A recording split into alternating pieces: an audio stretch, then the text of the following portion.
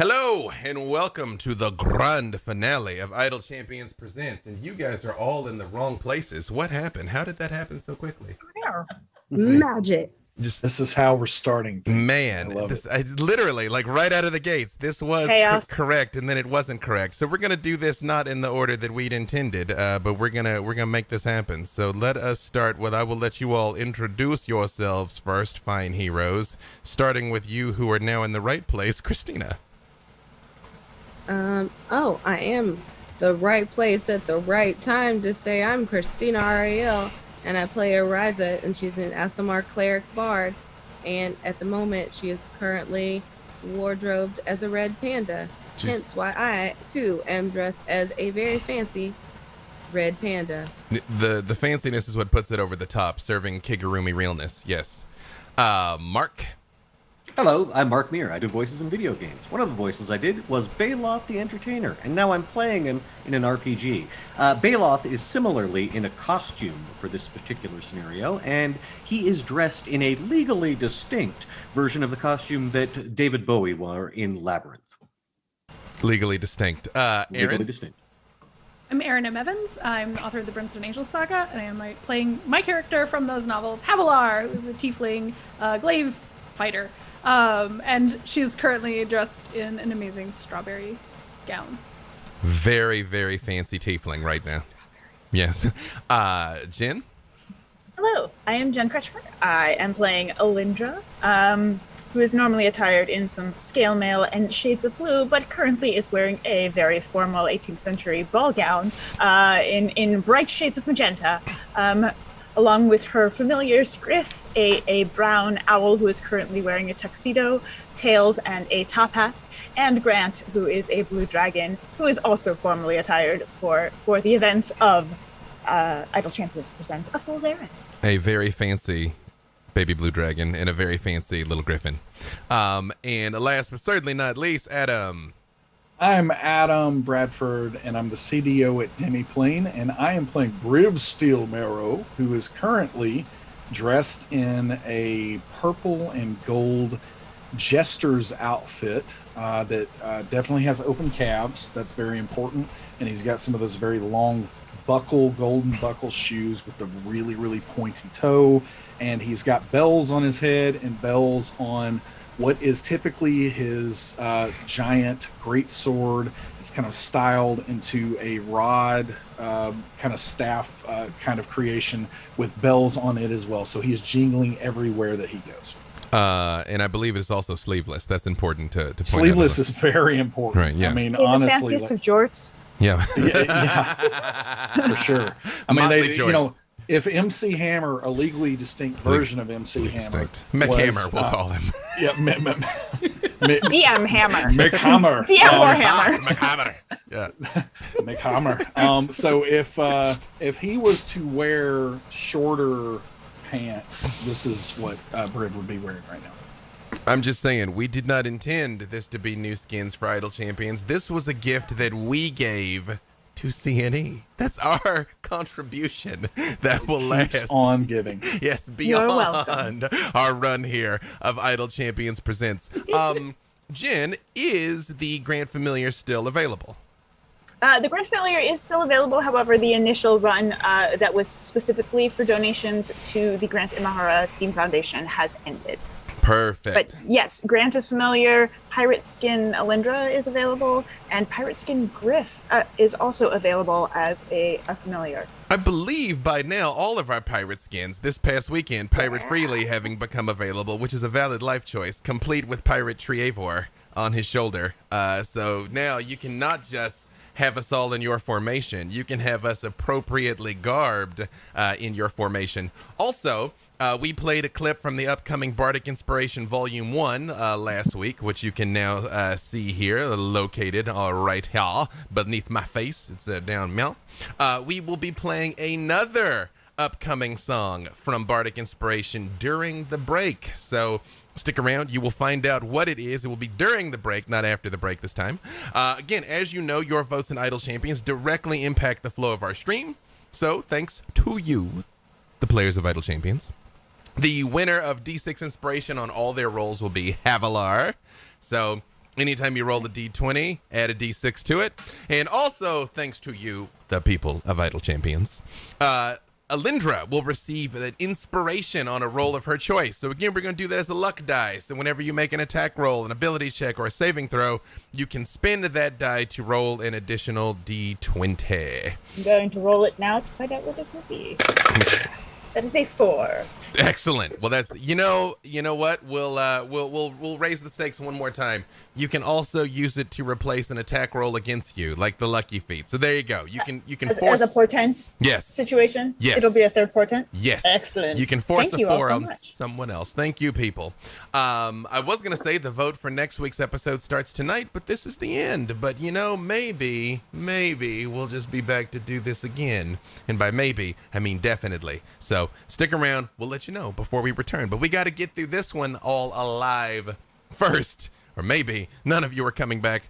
Also tonight, we will be giving away 2 Idle Champions chess codes, the first of which is Tonka, Troy, and Tad. This is a long one, so here we go. Here's my verbal components. Ton Qatar Oyan Datad. It really does work, Jen. You were absolutely right. It really does. Yeah, they're all verbal components. Any Idle Champions code, you can turn it into a verbal component. There it is. So Tonka, Troy, and Tad. I'm sure the mods are dropping it in chat right now, and we will be revealing a second code after the break. We're also giving away new unreleased Icons of the Realm Boneyard standard booster boxes. I have these myself. I posted a picture. Now I got them all up on my little display case over here. They should be coming out at the end of this month, so soon, because we're about out of month. So unless something changed imminently, you'll be able to buy your own. But in the meantime, we're going to be giving away 3 of the booster boxes tonight. So mods, please drop a link in chat. I will announce the winners at the end of the show. It only took me 6 weeks to have my streaming document open in advance, so we got there. Also, again, Alindra, all of us are available to join your formation now. All of our pirate skins are available to put on us as well, so you can have very fancy swashbuckling buccaneers available for you to play now in Idle Champions. Last but certainly not least, I'm to remind you, Idle Champion players, to collect all their Idle Champions Presents rewards before the Wednesday update. Anybody that does not collect them, they may disappear with the update. So log into the game. Don't leave us now. Maybe open a second tab. Log in to Idle Champions. Make sure you collect your swag, because you are not just helping us with your votes, you are also helping you. And with that being said, on with our adventure. Do we have a volunteer for the recaptain for what happened last time? I shall volunteer. You are a very well-informed elf. Please, yes. We were in town and we met Hailey, who is married to Bairn, who was concerned about pulling off an enormous prank on Rerdor, the frost giant who lives in the mountains, and his legion of ogres, who are Tonka, Troy, and Tad, who might be the verbal component of this week's Summoning Your Goodies spell in-game. They reported that he was in a particularly foul mood, but Byrne and some of his friends went into the mountains to play this prank because of the celebration. While we were in town, Iris, our beholder friend, showed up with appropriately attired for the festival, with sunglasses and paying us a visit. She spoke with us a bit. Unpetrified Arisa, which was a quite important thing, and has offered to help us along the way. Arisa had a plan to put bubbles everywhere to make everyone happy and obscure our location. We decided to take the path up to the ogre's hideaway and the giant's hideaway. On the path, the tracks indicated a number of fairly intoxicated individuals staggering their way up, where we hit a clearing where we were attacked by a sneeze breeze, and then we encountered some owlbears who we attacked and then resurrected, because we're lovely like that and didn't want to do additional harm. we were told that Rador is also known as the Cold One, and he is disagreeable. We did see a flaming mountain far in the distance with an enormous creature flying overhead, vaguely draconic shaped. But something was different. We arrived at an entrance that says Home of Rador Sage, this entrance only. It was in common, written by a huge hand. There were footsteps, someone running up the tunnel. It was one of the members of Byrne's party. There had been a joke played on them. They had put itching powder in the small clothes of the creatures, and it did not go particularly well, and they summoned a number of ice creatures, ice mephits, which... and small clothes, hold on, small clothes are underwear. Indeed, Briv learned a new term. It's a completely foreign concept to Briv. He's learning new things every day. There are 9 villagers still inside. We get lost in the cave, encountered the ice mephits who were holding the humans. We found 4 humanoids, and there were 6 loose mephits. The room was filled with fog. We fought Baloth dispelled the magic, and someone said, "You have to save them. Please let me help you save them." And we found out that the giants and the ogres have started heading back to Hornfirth in a rage. And we find our heroes here. Delightfully thorough. I myself have nothing to add to that. Does anyone else? Well, We're here, Rose. Yes, Baloth. Well, it's clear why the giant is upset. He's wearing small clothes. They're a little too tight for him. Constricting. That is Freedom true. of movement is where it is at. Let me tell thee. You know, if nobody can prank your underwear if you don't wear any, Briv. That's true. Huzzah. You've been right this entire time. Boxers being over briefs being? Yes. Yes. Everything Alindra just said was true. And the last thing you heard was, "You have to save them," Bairn shouts through freezing tears. "My Haile, my friends, oh please, you need to catch up to them, or wait, I know how you can reach the village of Rador. I can help you fix this. Please follow me," and turns and rushes out of the cave without another word. What would you all like to do? Follow. I at least want to see what he's got. I don't think there's a good chance it's a bad idea. He hasn't had good ideas. But I'm curious, if nothing else. Before we plunge headlong in pursuit of the guy who started this entire mess, could anyone administer a bit of first aid? Yes. Baloth is a little beat up. He has been cut, frozen, and nicked. The owlbears landed a pretty good hit on him. The mephits blew some frost breath. The entertainer is looking a little worse for wear. You know, I started this day being chewed on by a shark, and it's just been downhill. Ooh. There. I will cast a healing word on you. It's 1d4 plus 2. Briv looks him up and down and just says, I can he might need more than just a word.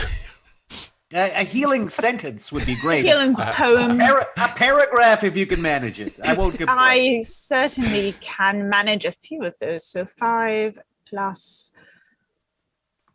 6, so is 11 points. Does that help at all? It certainly puts me in better standing than I was. Yes. About a little cure wounds. Ooh, I'll take one of those, sure. All for Baloth! No, who else is hurt? Far be it from me to not be selfish, but... Yeah, I'll take a cure wounds. I'm a little beat up, but he looks bad. It's you. There is a little bit of blood leaking through Baloth's fancy, legally distinct costume. Yeah. So it's all over. Cure wounds. All right. For 24 points. Whoa! Baloth is suddenly in tip-top shape. Thank you very much. Is anyone else hurt? Does anyone else require healing? A little. Havilah? Got you. Life is pain. The first noble truth. Anyone who tells you different is selling something. Important point of clarification, though, Alindra, not to put you too much on the spot, zone of safety if you don't, but when he requested a healing poem, do any words leap to Alindra's mind to say to Baloth to comfort him while she's healing him? Poems, limericks, sonnets, cones, any are acceptable. A tutor who tutored the flute tried to tutor two tutors to toot. Said the tutor, is it harder to tutor to tutors to toot? Much better. Thank you. I can thank my grandma for that one. How much does Havilar get healed for, Ariza? Havilar gets healed for 13 points. Thank you. Perfect. You all see as you kind of just take a moment to heal and collect yourself. The remaining villagers are freeing each other from Rukal. The Mephits had them in the ice manacles, and Baron has run down all the way down the cave and stops, and you just hear him yelling, "Come on! Come on! There's no time to waste!" We just hooked it up here for thee, and thou art going to rush us now? Briv starts trudging after. As you follow Baron over the course of a few minutes running, the trees begin to thin, then disappear suddenly. Ahead, a broad expanse of mountainside slope has been logged off, with new seedlings already growing, healthy between huge piles of decaying brush. The sound of a stream rings out where it flows down a rocky course and reveals your destination, where Baron proudly points ahead. It's a log flume. Dare I say, a chaos flume, thanks to the good people of Idle Champions.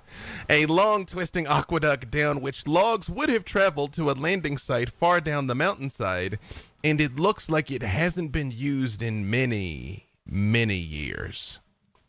You see Baron looks at it and says, Oh my gosh, I didn't even know if this was still gonna be standing. It's been 10 years since anybody used this thing, but I'd hoped it was going to be here. I mean, it was barely holding together even back then, but I'm sure it's fine.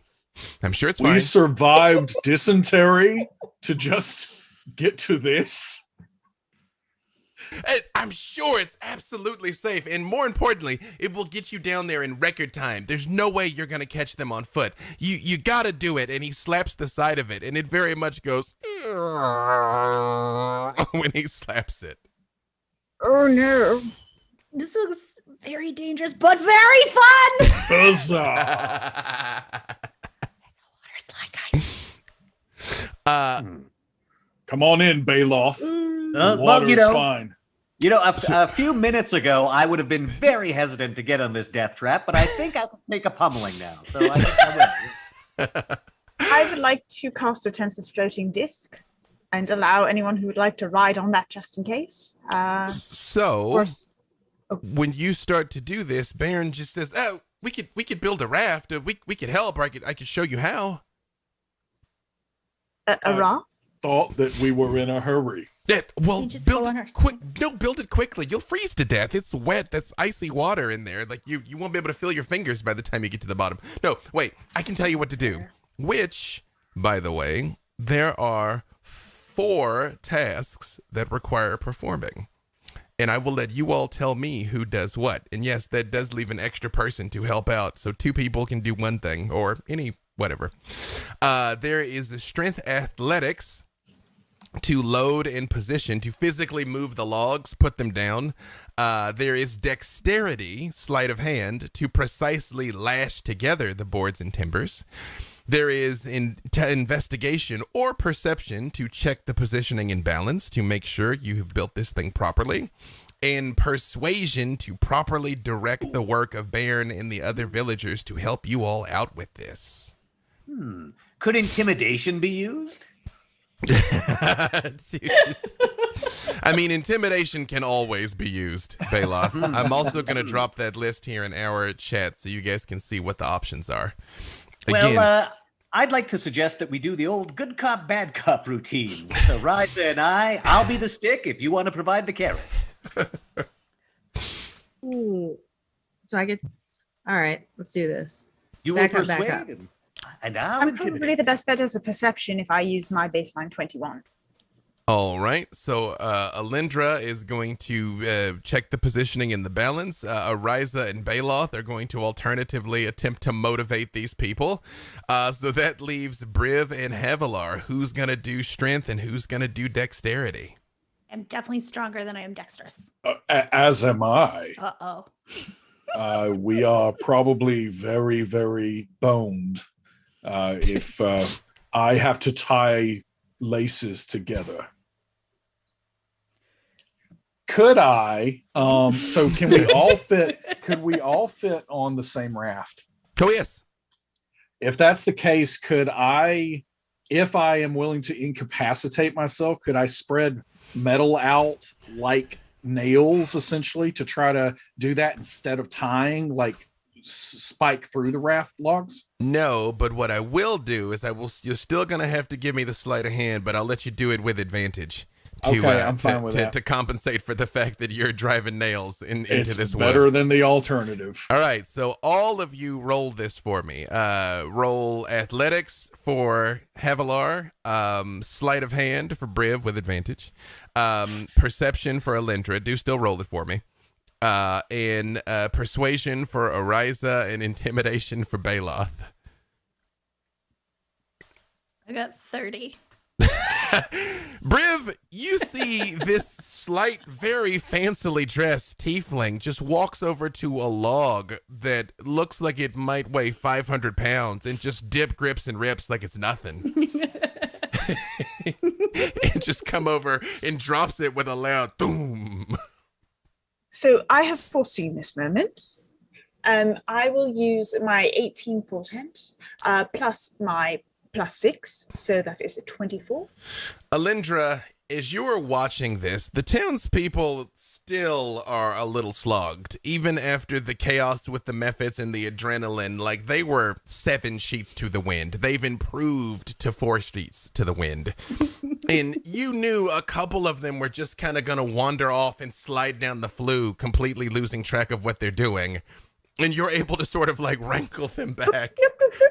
There's a mage hand that just grabs the scruff of their neck and pulls them back like puppies. Yeah. And they go back to helping with the raft. Perfect. Briv, what'd you get? 14. Briv, I don't know, man. You know, you all are looking at this. He's put a lot of holes in something that's supposed to be I do not know why they water-worthy. chose me for this job. Might I use draft guidance? I'll say you could have given him guidance. I just don't know if I have it memorized. That's a cantrip, right? Yeah. Oh, I do. Yeah. Yeah. Yeah, I'm good. Yeah, roll another Sure. D4, Briv, because he did say out loud he wasn't too sure about this. I do not I do not feel good about this. That's a 4, so that is a total of 18. Briv, as you at first are just sort of like ka-thunk, ka-thunk, ka-thunk, ka-thunk, even you're like, oh, wait a second. Maybe here, and here. They must be together. It's not enough to simply put metal into each individual log. Right. They must tie together. I have it now. A DM was hit by the sneeze breeze. That's true. The sneeze God's breeze, bless thee. it blew up in the wind. That's good, because 14 was not going to be enough and would have been a problem later on. Baloth and Ariza, how are you all good cop, bad copping these people? Well, I saw Ariza's roll, so I think I should go first and leave the big finish for Ariza. So Baloth just goes, leave it to me, and immediately just starts screaming at all of them. Listen to me, you swine! You're going to be responsible for the deaths of all of your loved ones. I don't give a fig about that town down the hill, but I suspect you'll be concerned when all of your children are stomped into jam by a bunch of giants. Now, if you don't want that to happen, you're going to work quickly and build us a raft or whatever the hells we need. You're such a cruel drow. Hallister Blackcloak is in town and we'll sort you out once we get down there. Already dead at my hand. So that is a 24 on intimidation. They seem very cowed as icy tears are streaming from their face. And Ariza, you see these poor people here, very much terrified by Bailoff. What does Ariza say? So Ariza decides that she's going to pop her wings and try the glowy ethereal angel angle. However, she forgot she's still dressed as a red panda. So as she tries to do this beautiful rising float, she once again is pulled up and her with her tail in the air floating around. And so she's just like, oh, whatever, I'll go with it. Please help us and we'll help you. Or we could kill you. How do you want to do this? And what did Ariza get? I got, oh shucks, I only got a 29. You see, they're alternatively inspired and terrified, which is always the line you're kind of looking for, Ariza. And It's a gift. they do seem like they get it together enough as Havalara is just like thonking logs down, honestly kind of cheerfully in the midst of this miserable situation. This was like 40% of my childhood, so. And they push and hold them together while Briv lashes them. Alindra instructing everyone as Bailoff cackles maniacally while they... and the raft comes together pretty quickly. You think it's probably sufficient for the task ahead of you. You most likely won't die, probably. It looks solid. Most likely won't die. I Probably feel okay. a bit strung out, but otherwise we will be fine. All right, then. Shall Whistle we? Zuni onto the. I feel like if Zuni gets on and it breaks, then we know something. Important point of clarification that we never actually asked Havalar because, I have a vested interest in Zuni's well-being because I know Freely does. How does Zuni look when she's fancy? Very important. I think my gut answer is glitter muzzle. Also bedazzled. It's one of my street names. Bedazzled glitter muzzle. So Anything that was metal got bedazzled pretty much. Maybe also like the tips of her fur. It's like that hair color stuff that you just rub on. So she's got like little pink and red tufts to go with Havalar's strawberry dress. Is there a bow anywhere in her? Of course there's a bow. There's probably 3. So your 3,000-pound Nessian warhound, straight out of the abyss, is a sparkling pretty girl here in the She is the prettiest girl.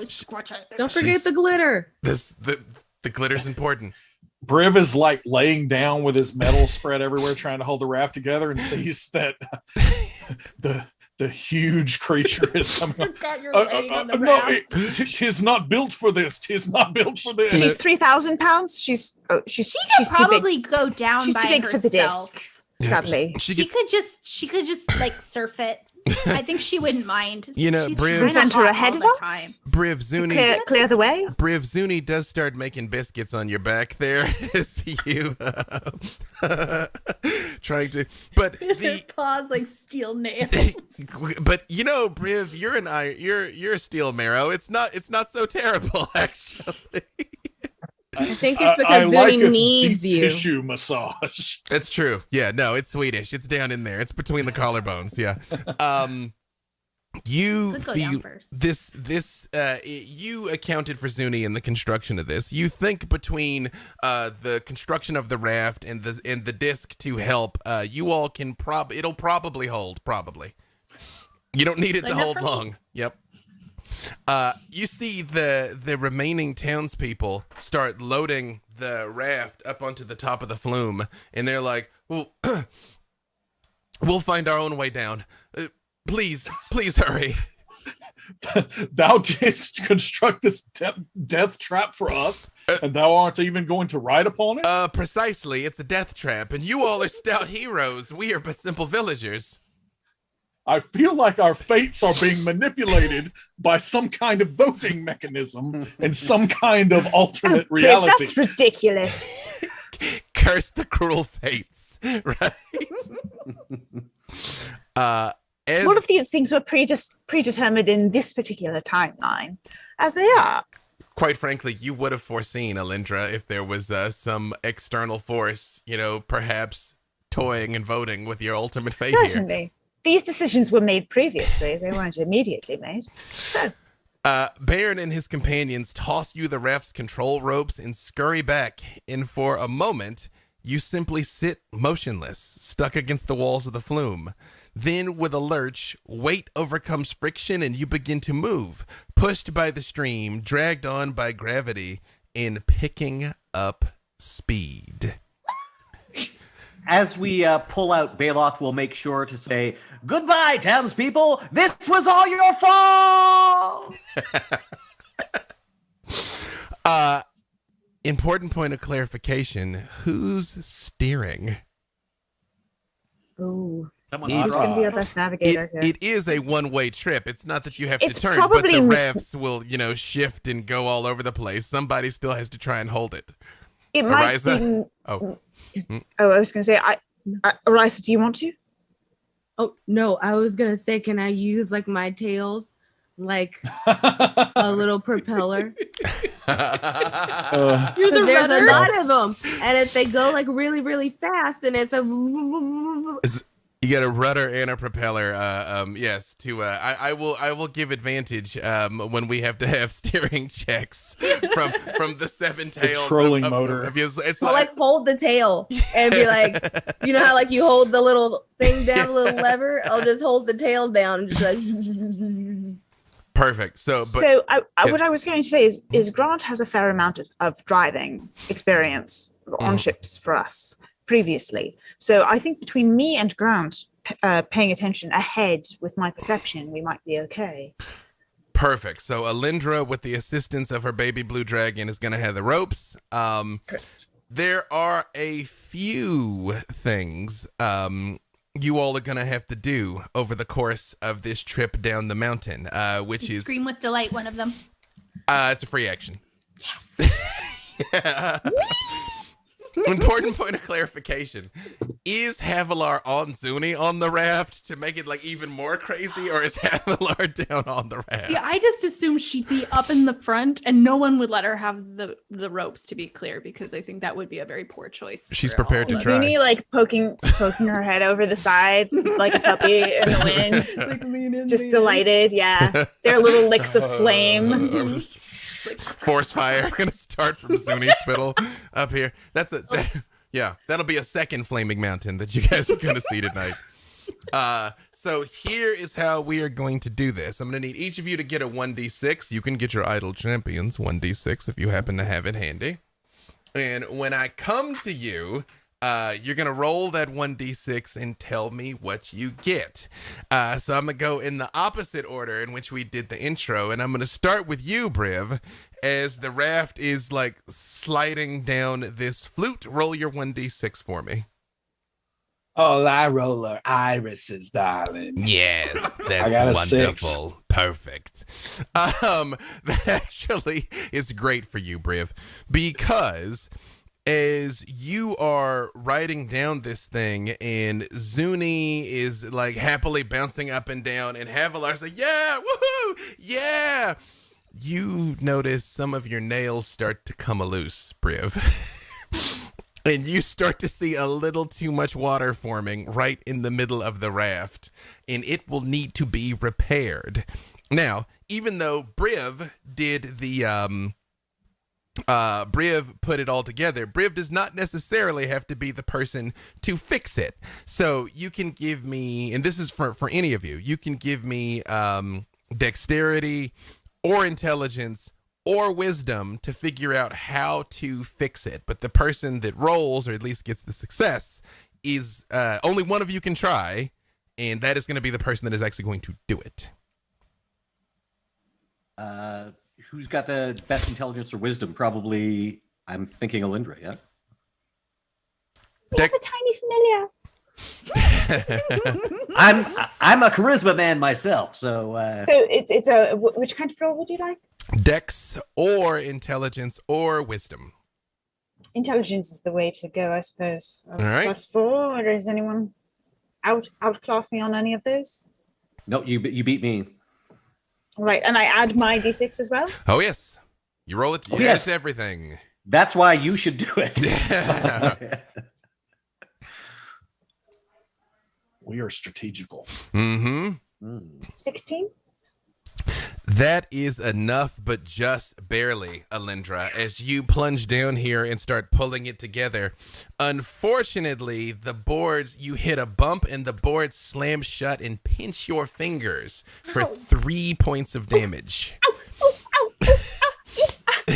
You all see it gets her pretty good as she like snaps her hand back from it. Could you just... Not my fault. Speaking of not your fault, Alindra, you roll a d6 for me as you all are sliding down the mountain here. 3. While you guys are heading down, oh, perfect. Okay. That's no. We don't want to hear that. I never want to hear a DM say that. Nope. Alindra, Nope. it occurs to you after a split second as you very much are like, ow, ow, ow, ow, ow, on your injured hand, you were driving.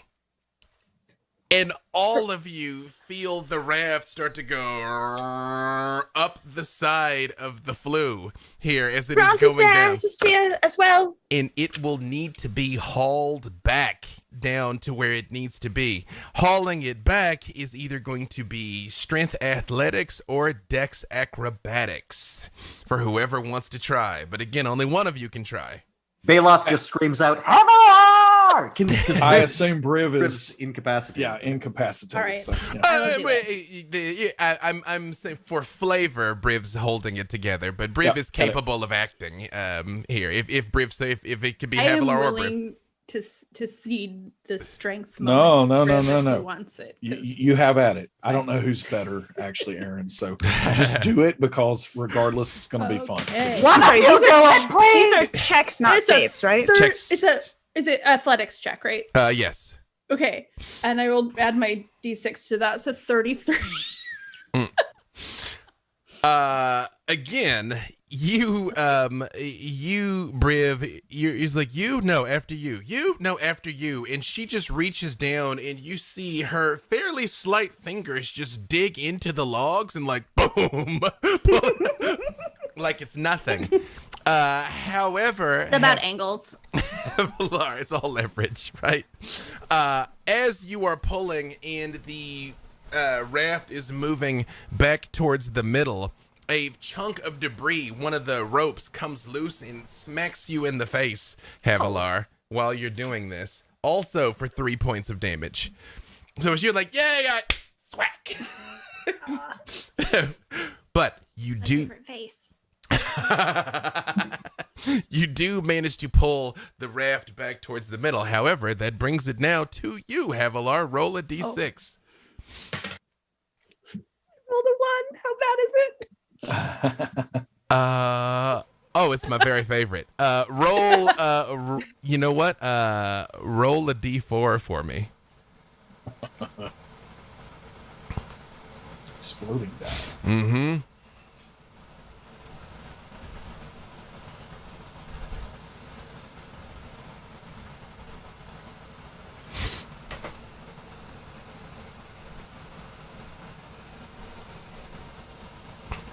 Oh, whoops! Did you roll a d4 for me? Oh, I Sorry. rolled a 3. Yeah. Oh, sorry. I was like, oh no, what happened? I was looking at the thing. I didn't know you rolled a 3. Perfect. Actually, 3 is my favorite. Perfect. Great. When you guys were all silent, I was That's like, what oh, you just no. said about Everything's his one. favorite. No, this is definitely my favorite of my favorite. As you are dealing with this, Havilar, you hear Zuni starts whining. And very much like pawing at her muzzle, like she wants you to take her muzzle off. What is going on with you? Give me a perception check, Havilar. She got glitter in her nose. That would be so sad. 14. Up ahead, you see something has built a little dam across across the flue, and a family of giant otters whip around and look at you Oh no! They're And- cute and they're too big to. They're. Oh no! and start hissing, and the giant otters charge the raft as you guys are coming straight towards it here. Dear. Roll initiative. Someone ought to do no. something. Oh no! Thank you all for tuning in. Someone ought to do something. Hold on. All right. For initiative, Havilar, 12. Lindra, 19. Briv. I didn't roll it yet. I got Okay, confused. no Sorry. problem. Bailoff, 17. 17. Ariza, 19. 19. And Briv. Sorry, I think hardware acceleration just really messed up on my character sheet. No problem at all. All right, so that is a 4. For I feel Briv is adequately confused by all of this, as it's all kind of happening There's very also some quickly. conflict, He's maybe because of enamored the with owl the bears. otters. That's true. That's true. You were overly enthusiastic last time. Let's see. The otters are actually going to go first. They're very adamant otters. And they just charge right in, going at Alindra and Havilar, and who else would have been near the front? We'll say Bailoff. Bailoff looks Yeah. juicy. Sure. I was probably enjoying the ride. There's 3 of them. And Bailoff, what is your AC currently? It is 18, but if I get hit, I will be reflexively casting shield. As will I. What is your AC currently, Alindra? Also 18. So I the will shield pop would- it to plus the- 5. I will tell you, just so you don't have to waste a spell slot, it rolled high enough that the shield wouldn't be enough. It was still going to get you either way.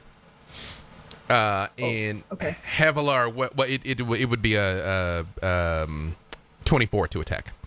Got it. And Havilar, what is your AC currently? 16. So Alindra and Havilar both get bitten. It sort of lunges past you, Bailoff.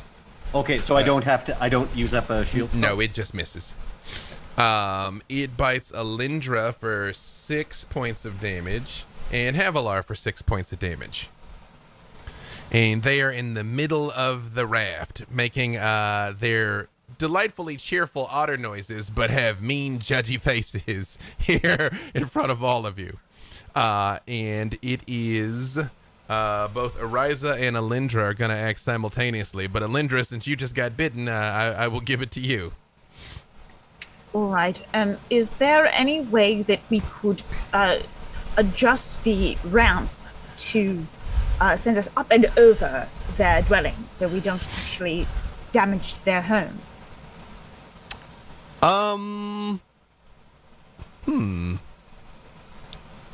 One second here. Give me a quick perception check. Okay, so I have a base of 21, but let's see what happens when I roll it. Mhm. Oh, 25. You don't think that you can save the nest. It's probably done for. This thing is too big. However, you might be able to just motivate the otters to just leave, to just shoo them. Which you, Okay. you can try with either animal handling or intimidation or persuasion. I am not particularly good at any of those things, but I could perhaps do a loud sound with a minor illusion of some sort of predator coming at them that they would flee.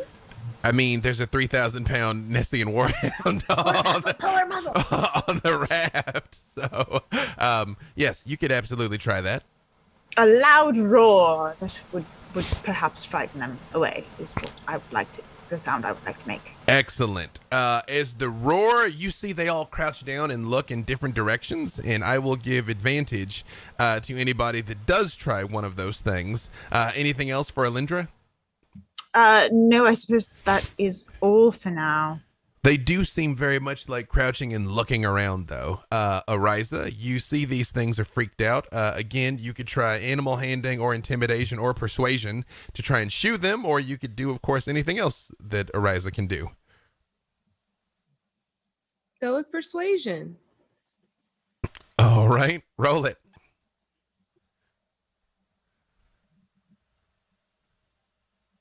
Okay. It's done. What do you got? I don't want to tell you. I want to do the thing first. Oh, you want to tell me how you want to get rid of them?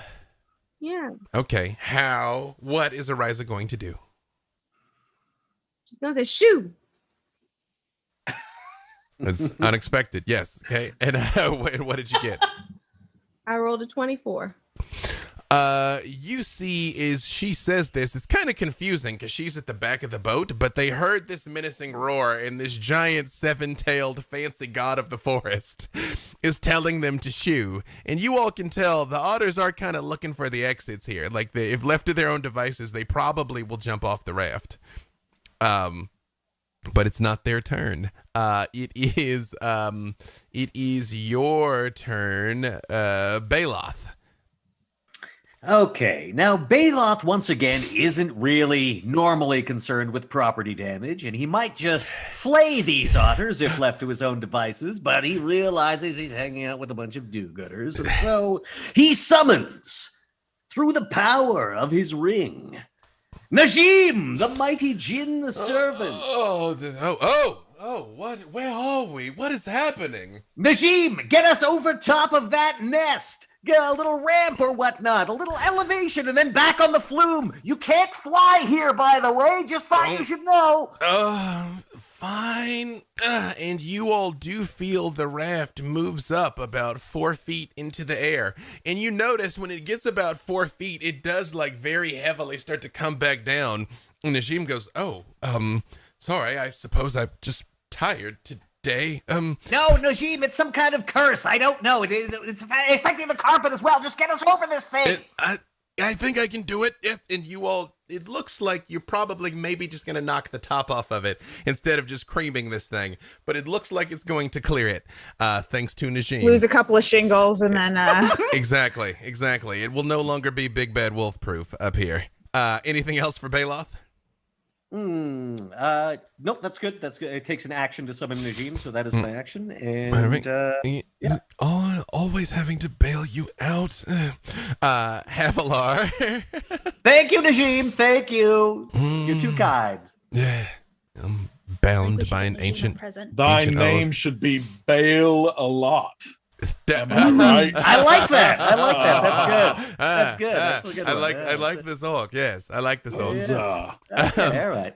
Look, once again, I am not the one who trapped you. I'm just taking advantage of the situation you find yourself in. Yes, Baloth. Wait, I'm sorry. You keep this person trapped? Again, not me. And I'm cursed too. I can't take this ring off. It's a long... Well, our backstory is so rich, I tell you. Oh, I see. You'll have to tell me later. Roommates. Oh, yes, I'll reveal you. He loves talking about himself. Yes. Havilar, it is your turn. Can I use animal handling to try to you know how you have to grab a dog to put it in the bathtub when it doesn't want to go? Can I grab the otter and shove it over to the side? You absolutely can. All right. Let's see how this goes. That's pretty good. 29. That is more than enough. I will let you scruff 2 of them in kind of gently. And you see, go home. The third one just very much is just looking shocked by all of this. It's like Zuni is just looming over it. Briv, is that it for Havilar? Yes. Briv? How many otters are left? A single otter. It looks like it's looking J. for the exit, but there is only the one left. Okay, Briv is just going to try to help it along as well. Okay. And he's going to just form up a little coil of metal into a spring underneath its little rear, and he's going to spring it off of the raft. Give me just athletics for that, Briv. That sounds great. Like cue the sound of the doorstop noise. All right, that's going to be a 24. You see this thing is looking around confused and rockets over the top as the raft very much goes over the otter's home and lands on the other side and continues sliding. And Havilar, you see Zuni looks at you very disappointed that she didn't get to eat any river wolves. Like, I'm sorry, but I'll buy you a snack when we get to town. Chili peppers. Baloth rolled me a d6. No. That's Iris looking back at us. All right. Perfect. Let's see here. Baloth, as you notice from all of this commotion, where the spring went off, the raft is cracked again and coming apart. Who is going to try and fix it? Again, it's dexterity, or intelligence, or wisdom to try and fix it. I am none of those things. I can try intelligence. All right. I got a +3. I got a +3 on that. I'm not bad at it, but Roll it. I don't have no fancy bonus dice. Yeah, and guidance won't help if it's just a flat check if it's not a skill. So Nope. I'm 19. 19's what you got? Mm-hmm. Same thing. It doesn't look so hard, and you actually think ahead, and you're like, I'm not gonna let this thing close on my hand again. But the moment you pull it back together again, another piece of it comes up and flies and hits you in the hand as well, Baloth. Oh no! For 3 points of damage. The moment you're like, But Curse you! but the rest, Curse you! The only thing keeping us alive. but it is holding together. Ariza, you roll a d6 for me too.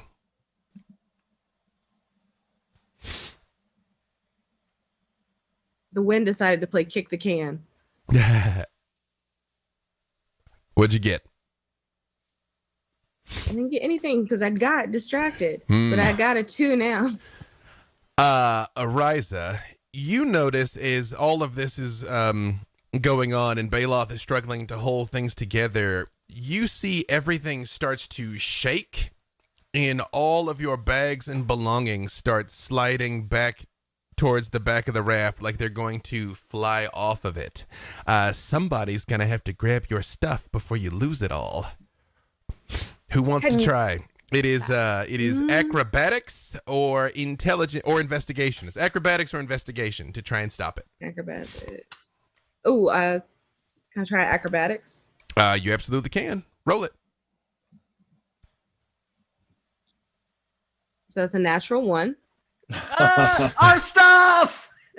Ariza, as you very much are trying to move towards the stuff to catch it, you trip on one of these loose struts on this thing, and not only does one of the bags bump into you for 5 points of damage, one also bumps into let's see here. Let's be fair. I'll do it by the overlay. One of them also bumps into Havilar for 3 points of damage. However, you do manage to hold it together. Alindra, give me a perception check.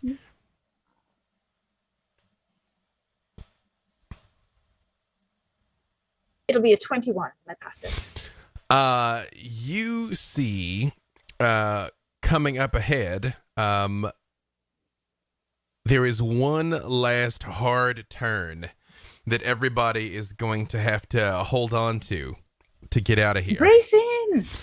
Everybody give me athletics or acrobatics to try and hold on for your lives. Or even investigation or perception to try and figure out the best place. So it's up to you. Athletics or acrobatics or investigation or perception. So that's something for everybody.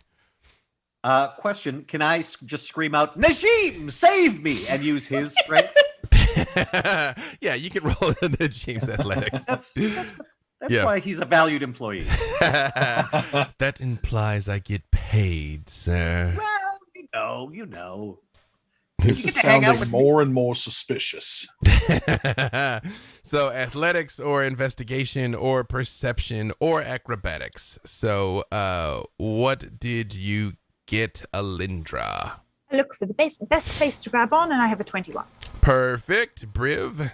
I got a dirty 30 on athletics. Excellent. You know, Briv's like, Dirty 30. you know, you tell me how Briv handles this.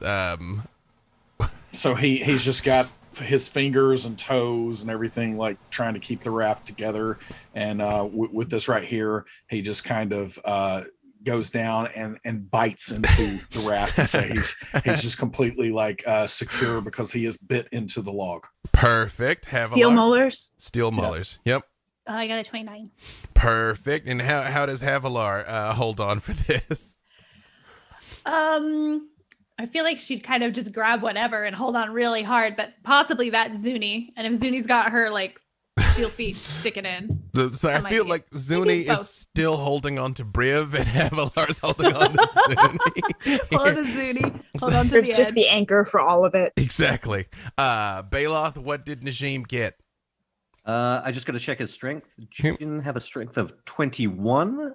So it is a total of 6 plus 6, 8, 13, 16. You see Najim is like, I was carrying the raft, but fine. You should lay off the cakes and pints, Baloth. As he's like, They had elephant ears. slightly struggling to lift you up, but it does seem like he gets you in time. And Ariza? I am going to try to hold on to the side. I got a 17 perception. Perfect. All of you dig in and you're coming around the corner and there is just no way to slow this thing down. It takes a big crunch as all of you still take 3 points of damage as you're slammed and beat around. Even Baloth with Najim coming into the corner. It would have been much worse had you failed. However, as you are sliding down the last leg of this thing, Alindra, you see up ahead a dead end. There is a pond that is full of logs and detritus that was meant to hold the logs, but is about to, you guys are going to crash into it, and this raft is not going to make it. We're going to need to get out of the raft quickly. So everybody roll Dex or an intelligence save. Dex save or intelligence save. If everyone's within 10 feet of me, you get +4 on this. You do. +4? Okay, Yep. thank you. 26. Oh, 17. natural 1, thank you. Oh, 17. 17, 26. We'll come back to that in a second. Havilar? It's 17. 17, and Briv was what? Dirty 20. All of you leap off to the side to safety, only taking 1 point of damage as you kind of land in the woods and forest and everything. Baloth, you're kind of looking up at Najim, not paying attention at all, and he says, What's that odd smell in the breeze? And drops you, Baloth, who goes colliding into the water and junk and trees for 5 points of bludgeoning and 6 points of slashing damage, Baloth, as you very much get beat up and tangled up in all of this dirt and trash and nonsense. Nonetheless, as Baloth steps out of this muck and water, as he steps out, he simultaneously casts Prestidigitation. So he comes out just spotless. And then you start to see like some spots of blood start to spread on the inside of the costume, which he prestidigitates away again and is just sort of continually doing that. I'm fine. Oh, I'm fine. you are muted. Hold on, you're muted. Sir. The raft starts coming towards you also, and you see Najim points and a bolt of lightning, boom, shatters it and goes, sorry. Something is interfering with my highness. Not at all, Najim. Thank you. And I'm sure the otters thank you for sparing their habitat. If you won't be needing me, might I get back to my book? I actually, inspired by the young Miss Havilar, picked up some of the Brimstone Angels books. So you've had a very eventful life, Miss Havilar. Well, normally, Najim, I would say no, I've got you for an hour, but books that good can't be left unread. So if I must remain, I can, but So Alindra, I think if he is an employee, because he gets reading breaks, so all is well. Those are very biased in Burrito's favor. I'm just saying.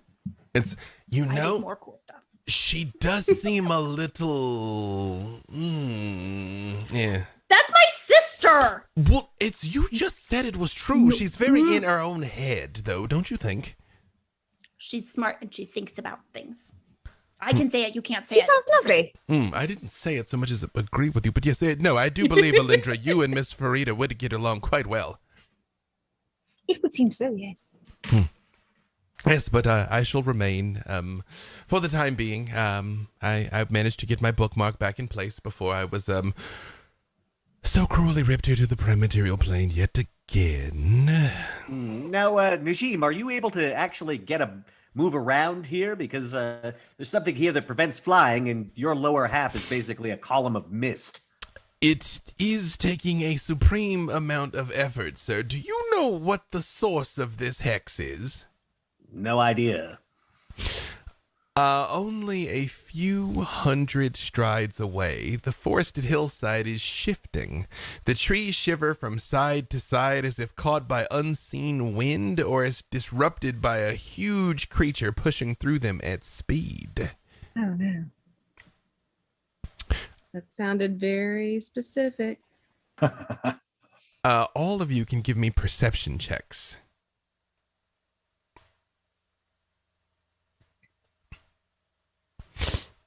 16. 23. Alindra's going to be 21. like 44. Hey, Bailoth No. outsaw Alindra. 15. 15, Ariza. 24. Hey, Ariza outsaw everybody. Ariza, from your superior Kigurumi elevation here, you can see the ruins of what looks like maybe like an old tower or an old fort or something. You all might be able to get ahead of whatever it is that's coming and intercept them before they get to Hornfirth.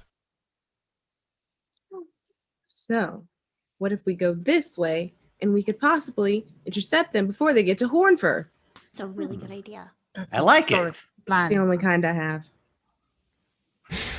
As you all are sort of agreeing, you hear, "Oh, wow, you guys look so cool!" And in a shower of sparks and bubbles, your very best friend, the tiny pink Holophant Bubbles, appears and is like, "Iris sent me to help you. I am here to assist you. What can I do? How can I help? Wow, you guys look cool." Are you kind of bragging on yourself since you picked these? I mean, okay, but that doesn't make it not true, right? Flaunt I mean, it if thou dost have it. Look how fancy you look in your Kigurumi. Like, the red panda is outright the coolest look. And you would not have thought of that, Ariza. Think about it.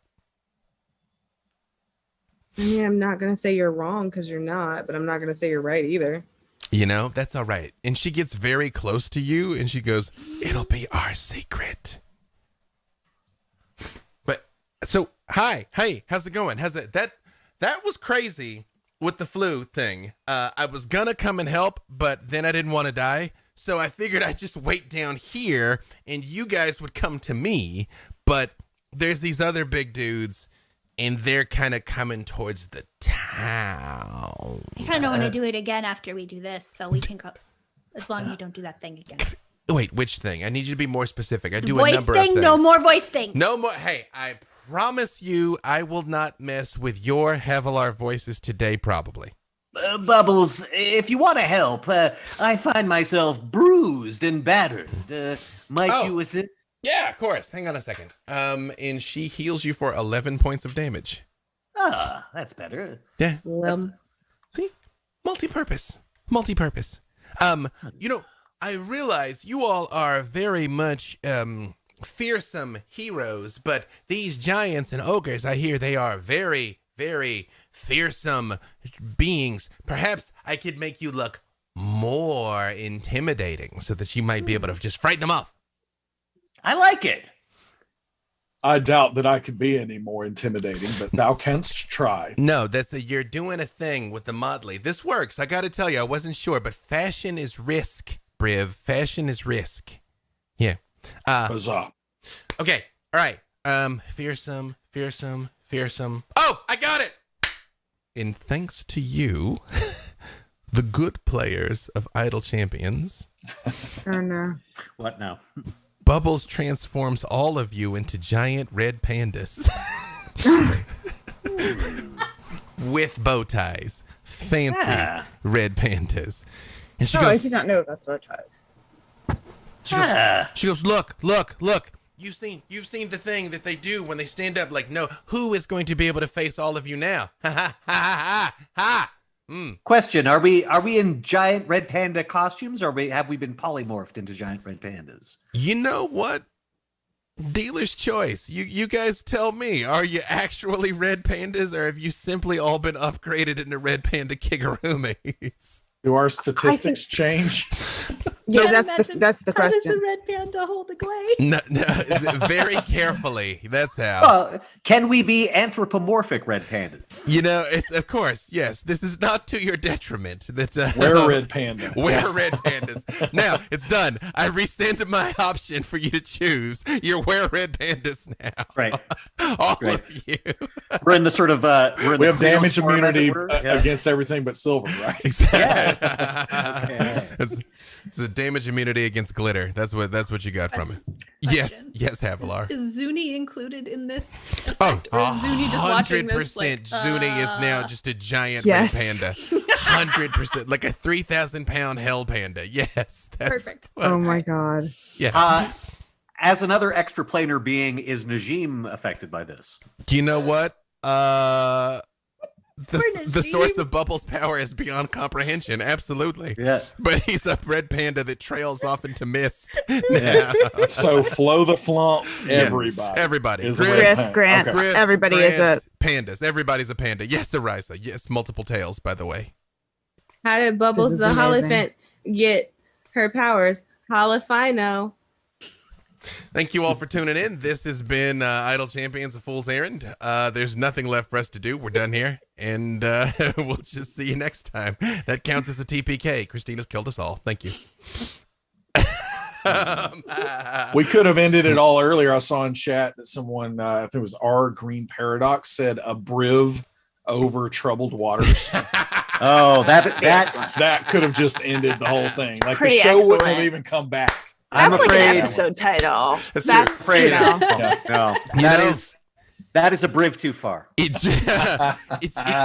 just so happens that because of that kerfluffle with the camera, I didn't actually say what the episode title is, and now it really is a briv over troubled waters. That's it.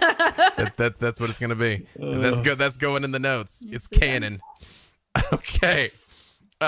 Bubbles looks at all of you and she just goes, "Yeah." Okay. I'm gonna go back to town because we got to be ready to fight if you guys like fail and get killed, and then we got to clean up your mess. I mean, you won't. You're gonna be fine. I'm sure you're gonna be fine. But in case you're not fine, I'm gonna go get Freely and Iris. So, and she vanishes mid-sentence in a shower of sparkles and bubbles. But You know, important point of clarification: in your anthropomorphic red panda forms, are you still wearing your fancy costumes? Because maybe Luke McKay is gonna need to know. Even I don't know what's about to happen. Oh my gosh. I feel like yes, and I want to see Ariza, the red panda in a red panda. Like, yo, dog, yo, Double I red panda, heard. double. You Double like- red panda. Pandaception. Pandaception, Yes. yep. That I heard you like red pandas, so we put a red panda in your red panda. And yeah, I'm here Yeah, with my bells panda. on, so like the bells are staying for sure. What about the whistles? The whistles cost extra. You know, perfect. So is Zuni still sparkly with bows in her in her panda form now? Yes. Perfect. You know what? You're welcome, internet. There you go. So maybe we'll get lucky and Luke will bless us with this one. It's the finale, but maybe we can impress upon him for one more. Briv is petting himself far more than he should. How does the steel marrow even interact with panda fur? Are you like a Brillo pad? Like how? I don't how know. does We're this- gonna see, aren't we? A Brivlo pad. Yeah, a Brivlo pad. That's it. There it is. There it is. Wow. Just- the hits keep coming. I have to say, I don't mind this new look at all. The marketing possibilities are endless. The merch we could move. You, It was, Najim just looks down at you and he's like, I just feel a powerful compulsion to... Is that normal? I keep wanting to do this. Let's all do it. Now that you're doing it. I did that before I was a red panda. Very menacing. Yes. With that being said, thanks to the players' vital champions, you're now newly improved where red panda forms. I don't even know if this counts as a curse of lycanthropy. This is objectively an improvement. You all wanted to try and get ahead to the fortress, correct? Yes. Perfect. As you all get there, you hear the thunderous approach of this giant and his 3 ogres. You will have about 2 rounds to actually do something to prepare ahead of time. So you can kind of take any 2 actions you want as you get here. Hold on 1 second here. Yeah, it is just like the ruins of an ancient fortress, basically, kind of like a collapsed, rotting tower, just kind of the foundation of a few buildings, like a little bit of cover to be able to hide, but nothing too major. And you are definitely sure they're coming this way. So is there anything Ariza would like to do ahead of time?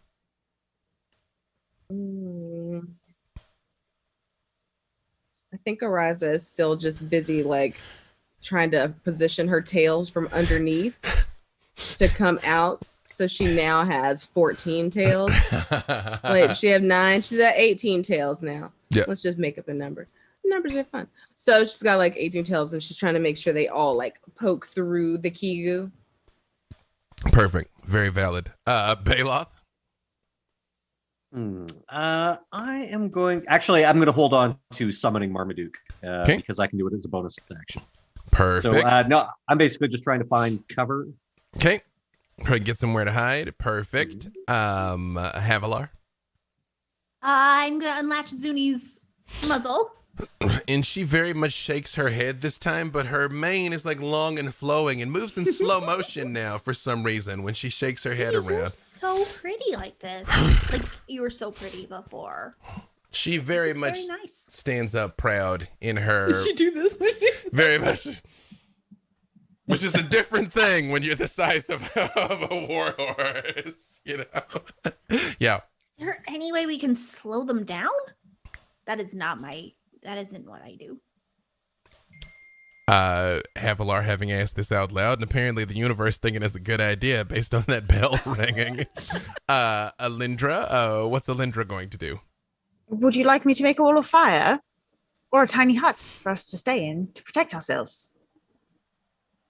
I like the wall of Thoughts? fire. That seems like it would slow them down. Yeah, right Is in there a front of safe clearing where I could create a wall of fire? Yeah, is your goal to make them, to corral them towards this place or away from this place? Because theoretically, right now, you're between them and the town. I want to keep them away from the town, so it would be to wall them off from getting to the town.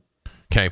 Do you want to have them have to go if behind you, essentially, where if they go through you, there's the wall, or where they got to come through the wall to get to you? Oh, no, in front of us. Okay. To get through the wall to us. So Perfect. It's an owie if they come through it. Got it. Wall of fire. Perfect. And Briv? I'm going to, as I'm going, you see that I put one of my hands on top of the other one, and I'm going to channel divinity, and I'm just going to say, "What time is it? Game time." And then I'm going to use Peerless Athlete. So for the next 10 minutes, jump distances are increased by 10 feet, and I have advantage on athletics and acrobatics checks. Perfect. You all see this already bowed out red panda just like seem like get more vascular and ripped up, and like just seems like a little leaner and stands a little taller. That's exactly. It just comes out. It just comes out. You did have a protein shake this morning, didn't you? Something like that, yes. Off in the distance, you anything else that you all want to do before they arrive? I have an urge to suggest we make soap and throw it in the flume so there's bubbles waiting, but I don't know. Maybe we've moved past that plan. I think the bubbles are a great here for idea. Just the abracadabras. It's full of one soap. day in this So do you world, want there's to going to call be a on place. Iris to do that for us? I have an abracadabras full of soap flakes. You do have an abracadabras full of soap flakes. What were you saying there, Riza?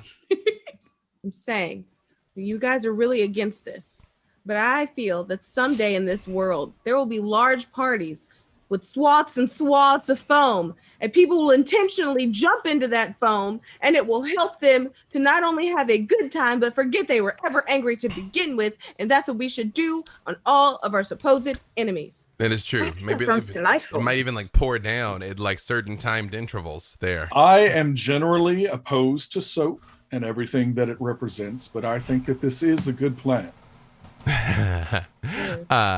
Havilar, are you going? I will give you time to throw soap into the flume and the surrounding water from the abracadabras, if that is Honestly, your intention. I want to do that. Okay. So yeah, while we're having this discussion about the future amazing foam parties, maybe Havilar's just like, right? Like, why is the future not now? And just run and throw it in the gush of the flume.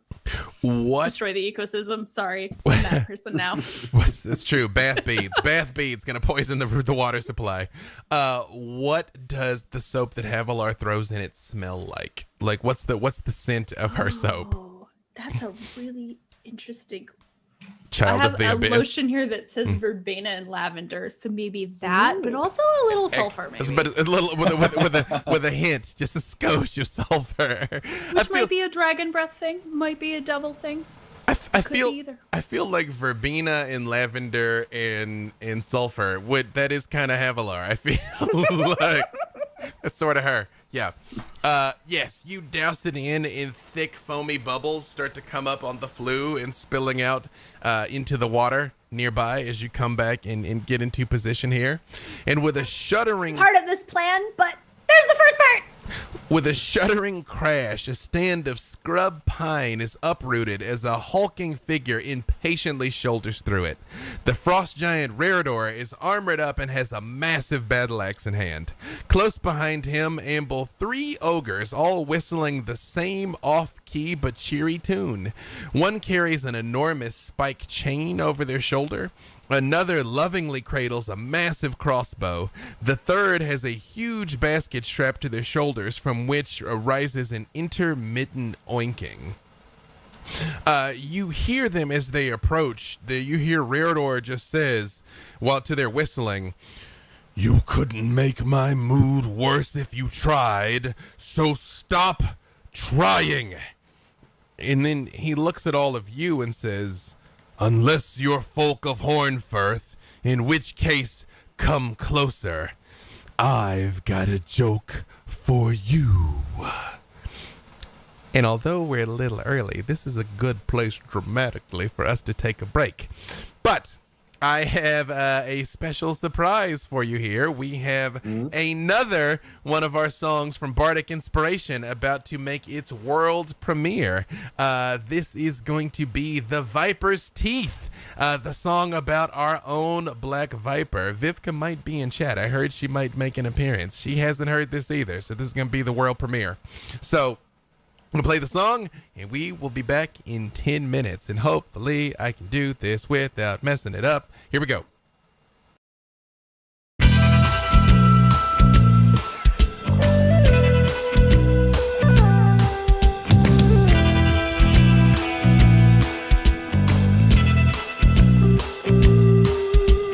Overcast underneath the moonlight, a shadow creeps at the edge of sight. Pockets picked, be ignoble all night. All gold shines the same under lamplight. A lady of charm, a lady of skill, picking her pockets, going in for a kill. A lady of style, a lady of class, stands in a fall, kicking your ass. Feel the bitter bite of the viper's fangs tonight.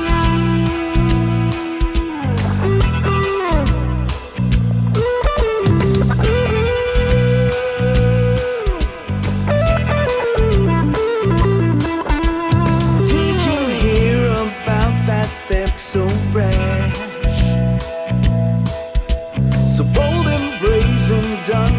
such panache. I heard it was Black Viper on a crime spree, but I'm a little parched, please pass the tea.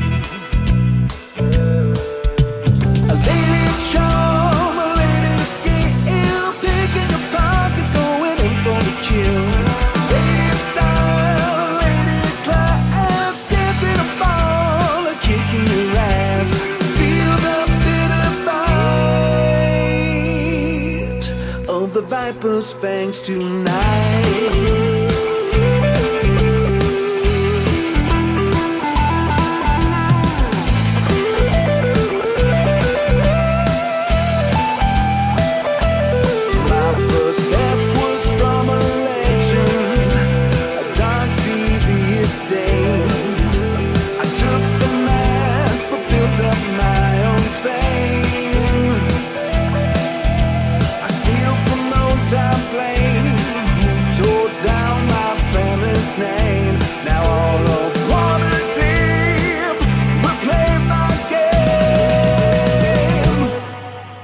A lady charm, a lady skill, picking your pockets, going in for the kill.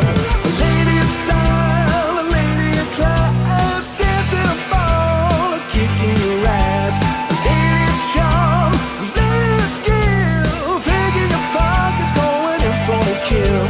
A lady style, a lady class, dancing a ball, a kicking your ass. Feel the bitter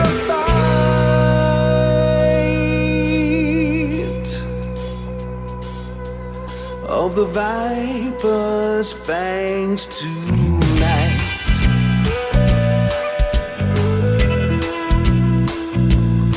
Tonight, the viper's fangs tonight.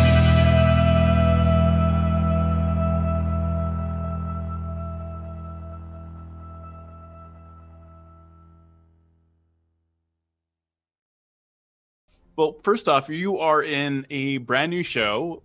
B. Dave Walters is the Dungeon Master. It's called Idle Champions Presents. Who are you playing? And what is this show about? So I am playing Ariza, who some of you know from Sirens of the Realms, and she's kind of a realm hopper. So she's here, there, and everywhere. And the game's gonna be kind of chaos. I mean, more chaos than usual because people can vote on the outcome a bit. Yes. I was against the Black Viper today, was up against Ariza. So I'm sure that was I had someone say that was a very hard vote to do. So the chaoticness of Viv minus, I don't know. It's going to be interesting. No, I'm really excited to see B-Dave is chaotic dude at best. And I'm really interested to see what he throws at us. And Mark Mear's going to be there, so anything could happen. It's a lot of uncertainty on this ship.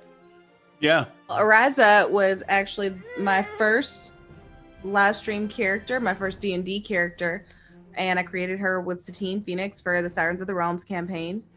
And she is an Aasimar cleric bard. She decided to take up juggling at one point. And she is also a bard who sings most of her spells, as some of my characters are wont to do. She's sassy and sarcastic, and she loves puns. She's been around for a while now, and she's been to Avernus. She's been everywhere. So she's kind of just like your really chill aunt at this point.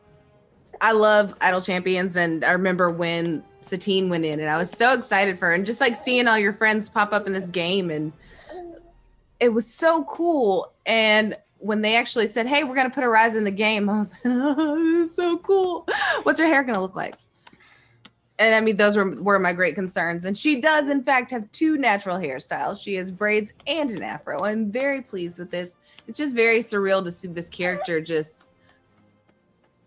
go from your brain to fan art to canon.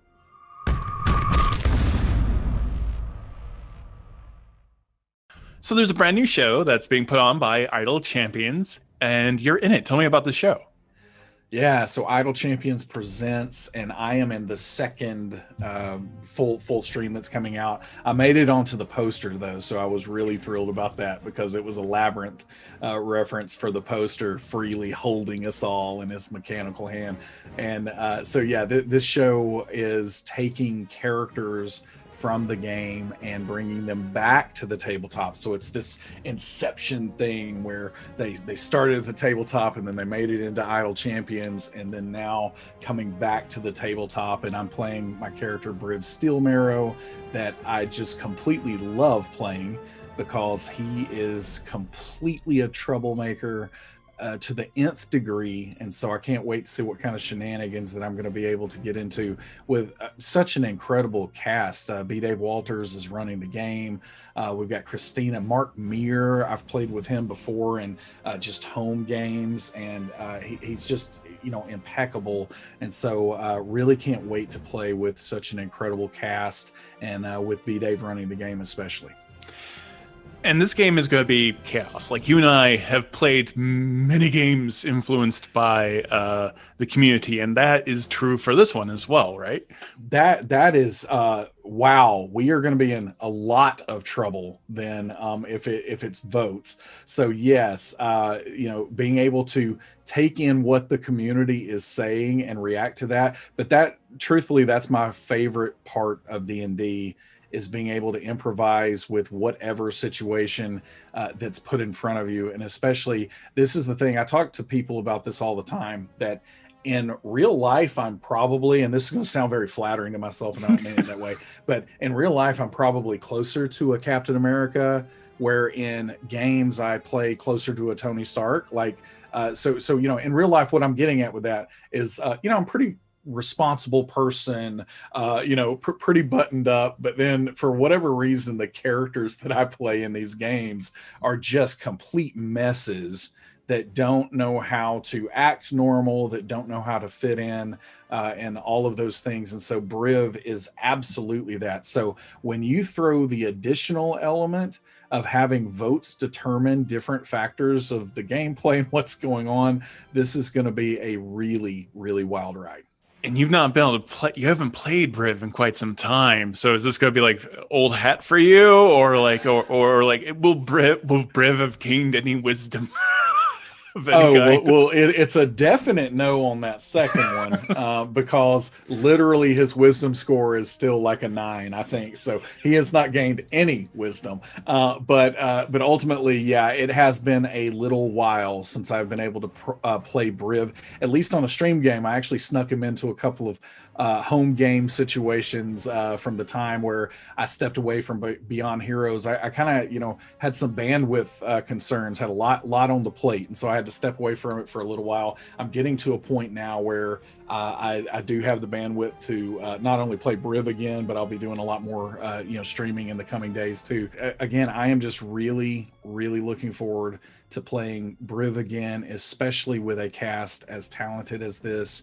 And there's just something about that concept that you have these characters, because I actually had Idle Champions pulled up even earlier today. And of course, it's maybe a little bit narcissistic, but I always have Briv in the rotation, right? Yeah. Now I have Averin in there, and I have all my friends in my rotation. It's probably not optimal at all, but I have all my friends, and that's what's great about Idle Champions just in general is how you can have that. And so having that as your formation and going forward with it, and then just to be able to sit there and think like I do sometimes when I am lost in thought about something else that I'm working on, and I look at that screen, and then I start almost imagining adventures that you could have with these characters inside the video game. And we're going to get to do that in this game, and so it's going to be really exciting.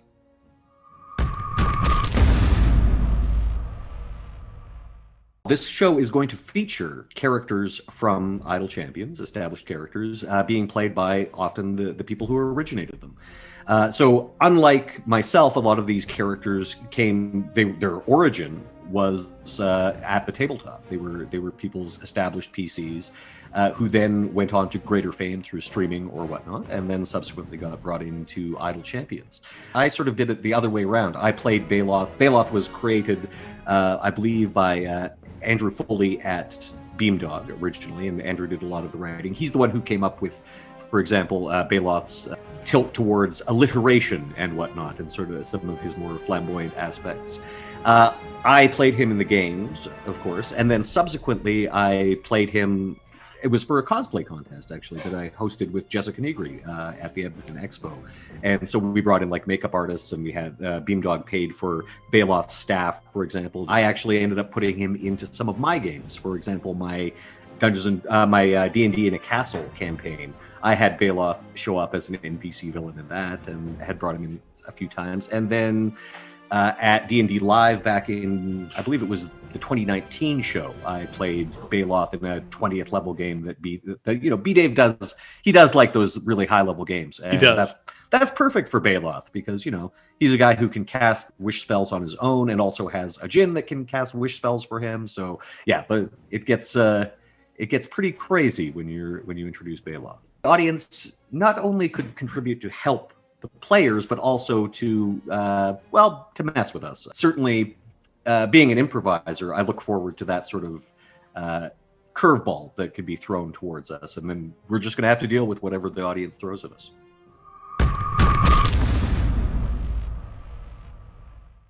It is going to be a transmedia series in the sense that the events of the show are going to directly affect the video game Idle Champions and vice versa. Not just a voting component, but literally the actions the players take on both sides of the screen are going to connect and affect how it all plays out. Should be pretty interesting. We've been working hard on it. Every week we're going to have an opportunity to vote on some things, and pending how some some in-game events shake out will affect the stream itself. Things from literally certain items, some of the cast will get to possess certain characters that may or may not show up, the names of certain characters that may or may not show up, the intensity of some of the enemies that we will fight on the stream, or they will fight on the stream, all are going to be dictated by the audience. I think they know I'm specially qualified for this because if the audience votes like rocks fall and everybody dies, everyone knows I will do it. We've worked hard to weave in both aspects of the Unfair Seas narrative, aspects of some nods to some things that have happened in the past of Idle Champions, some nods to the things that are going to happen in the future of Idle Champions for particularly hawk-eyed viewers there. It should really be it should be a great thing, hopefully. I had the privilege to have worked with all of these people before because it is a very small world to begin with, and then the streaming world is an even smaller pocket universe within it, and just we always have a good time. And with Errand in particular, we're on Champions of Lore right now, and I always tell her, it's like, I'm glad it starts on Monday because like my week doesn't properly start until I hear Errand laugh. I love her laugh so much, so just that's like, it's like the go bell of like, okay, I'm free to like do things this week. And Mark and Christina are of course brilliant, go way back. Vivka and I go way back. Redacted and I go way back, and it's always good to play with them. I don't know that I have ever run a game for Christina yet. I don't think I've run one for Vivka either, so that'll be new. And some of the other people coming in part 2 that I'm vaguely alluding to, I don't know if I've run for them either. So it'll be a good time to just get out and just enjoy ourselves.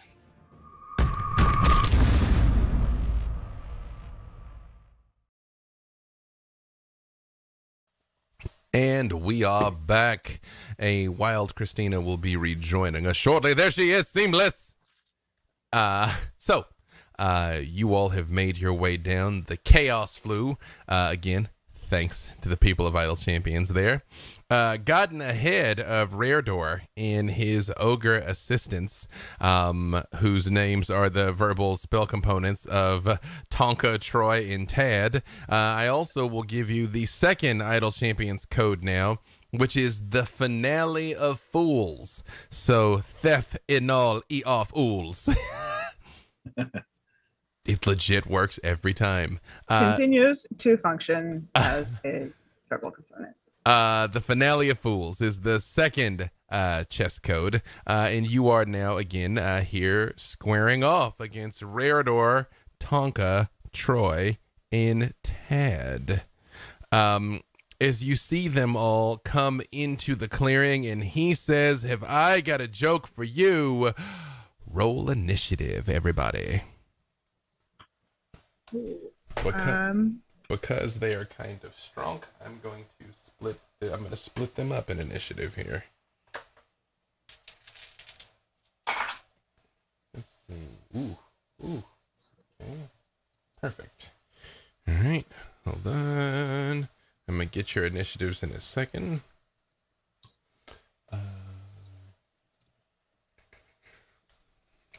And they all have very different stat blocks, which is interesting. These are ogres out of Tasha's Cauldron of Everything variant. So there you go.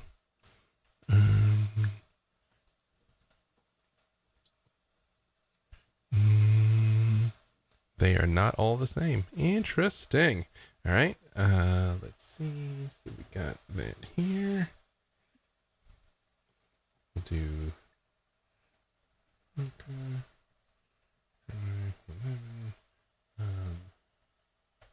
Okay, Havilar, what's your initiative?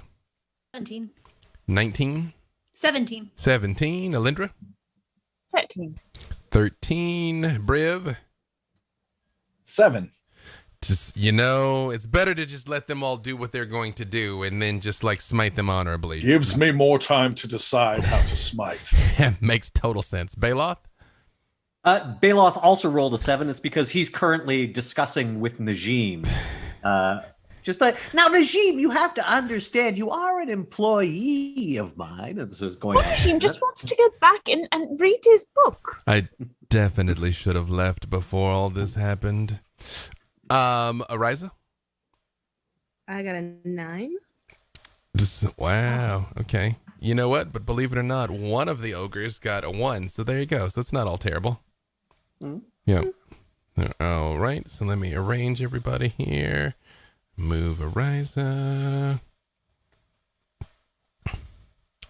Briv has not activated the Steel Marrow yet, correct? We'll say no. All right. Perfect. You all see Raredor looks at all of you, and he kind of like stares at you for a moment and looks at Havilar, the sturdiest looking of all of you. Actually, well, no, she's got such a pretty dress on. We'll let fate decide. I mean, you all look such fashionable. Brim doesn't look too stout with his jester's costume. That's what I'm on. saying. Yeah. You know what? We're gonna let fate decide. If it's even, he comes at Briv. If it's odd, he'll go at Havilar. Let's see. It is even. He comes for you, Briv. I am a fool. May I quote you on that? As he approaches, Baloth yells out, "Stay back! We're adorable!" And he, hold on. Let me see. I believe this has been modified. Let's see. 1 second, because he hits pretty hard. Nope, that's not modified. Okay. He comes for, what is your Armor class? AC currently? Yes. 19. Oh, no, sorry. That would only be 11. Yep. But as a reaction, he's full on coming at me like he's going to hit me. Yep. So for my reaction, I do want to draw the metal out then. Excellent. Which makes your AC into what? 19. You see, Briv, he comes forward with his axe, and he sort of like looks at you for a second and hesitates and swings not very powerfully. But when the metal leaps to life, which, by the way, what does your iron red panda lycanthropy look like? So it definitely is doing all of the strands out. It kind of looks like a symbiote or something coming out of his furry skin, and as it comes out, it arranges itself in kind of block form where it ends up looking like almost like a pixelated red panda. Like a Minecraft panda. Perfect. Yeah. After he swings the first time and the metal leaps to life, he looks at you and goes, "Oh, not so defenseless after all," and swings a second time like he's serious and hits you for 25 points of damage, Briv. And you all see the axe bites deeply into the metal panda, and he just goes, "Not so funny now, is it? Not so funny now!" as he is towering over you. That brings us to Havilar. Havilar never likes going first because she does not know how to read the room. She has one skill, which is chopping things with a glaive, but we're not supposed to just randomly chop things because this guy is just mad because it's a bad joke. So she's gonna be like, the joke wasn't funny, and she's like looking at Alindra, and we brought bubbles. Do anything? Did the flame do anything? The wall of flame that should have blocked them from attacking. Brave at least, and they should have taken some damage from it. I will say he definitely took damage from it. So you could you go ahead and roll the damage on the wall of flame. So that is 24 points of damage. Okay, what's the save on that, by the way? Dex 16. He does not make it. He just lowers his head and charges through it. You said it was 26 points of fire damage? 24, and if he ends his turn within it or inside the wall, he will take additional. He definitely came through the wall and went after Briv. 24. Okay, my mathing. Perfect. Havilar. Mm-hmm. Give me a performance or persuasion check.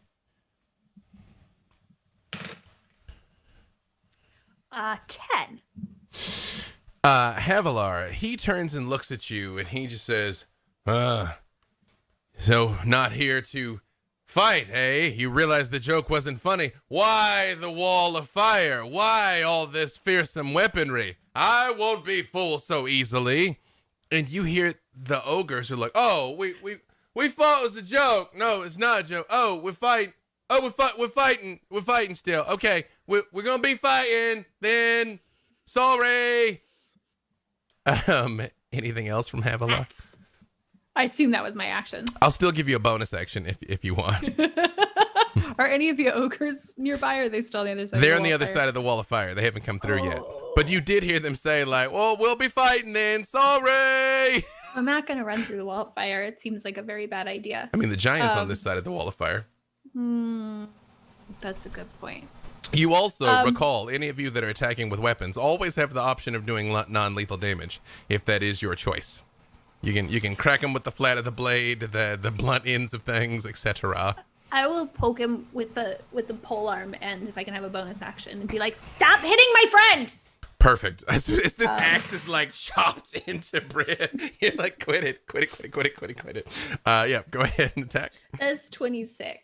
That is more than enough to hit him. You see, although his axe is gigantic, his armor, it just looks like it's more like padding and cloth. It just does 8 damage. Excellent. Are you going for non-lethal, or are you going to let him have it?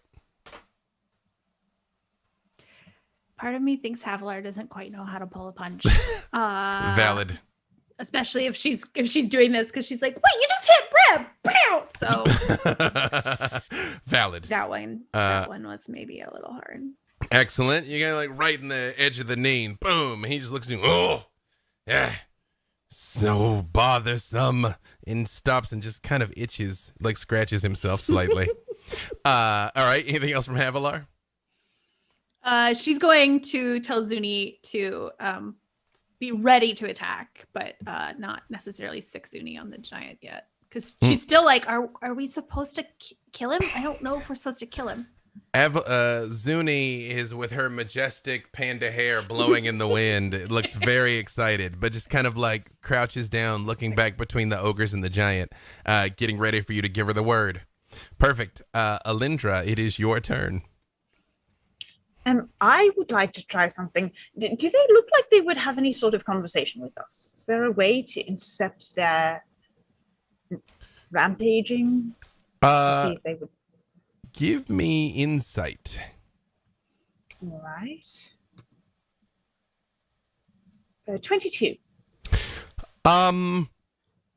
With a 22, you feel like you noticed a couple of things. You notice he didn't hit Briv as hard as he could until he was sure Briv could take it. And his face, although it does look angry, he also looks kind of sad. And the ogres themselves were like, oh, we're not fighting. Oh, we are fighting. Oh, okay, we're fighting. Like, I mean, when you were like, we don't have to fight, they were like, K? And he's like, yes, we do. And they're like, oh, all right. So it might be possible to reason with them, yes. So then might I try using command on the ogre, on the giant, and say, parlay. And using the luck die from earlier today, I have foreseen this moment, and he will get a 4 on his save. He just sort of looks at you for a second, and the axe just kind of falls to the ground with a heavy thud, like boom. If there is need to fight later, we can always fight later, but it's tougher to talk when we're fighting later. So figured talk first, and then we could perhaps engage in a combat if necessary. But Briv, hello. You do feel he kind of puts his boot on your chest, yanks the axe out. Oh, that part always hurteth the worst. Before he drops it. It does seem like, at least for the time being, he is willing to talk. However, it is the ogre's turn as he turns and looks. As a bonus action, can I use a healing word on Briv? Yeah. And I will use the verbal component of if ooze. Cast a healing word on Briv for 5 points of healing. You see on the other side, you hear, oh, all right, okay, we're fighting. Oh, I hate fire. Oh, and one of them lowers his head, and I've sent you pictures of what all of these guys look like to our group chat. One of them just lowers his head and just charges through and swings his chain over his head at you, Havilar. Because you were just most recently poking the boss. Hold on a second. Let's see here. What is your AC, Havilar? 15. He does hit you. Give me a con save.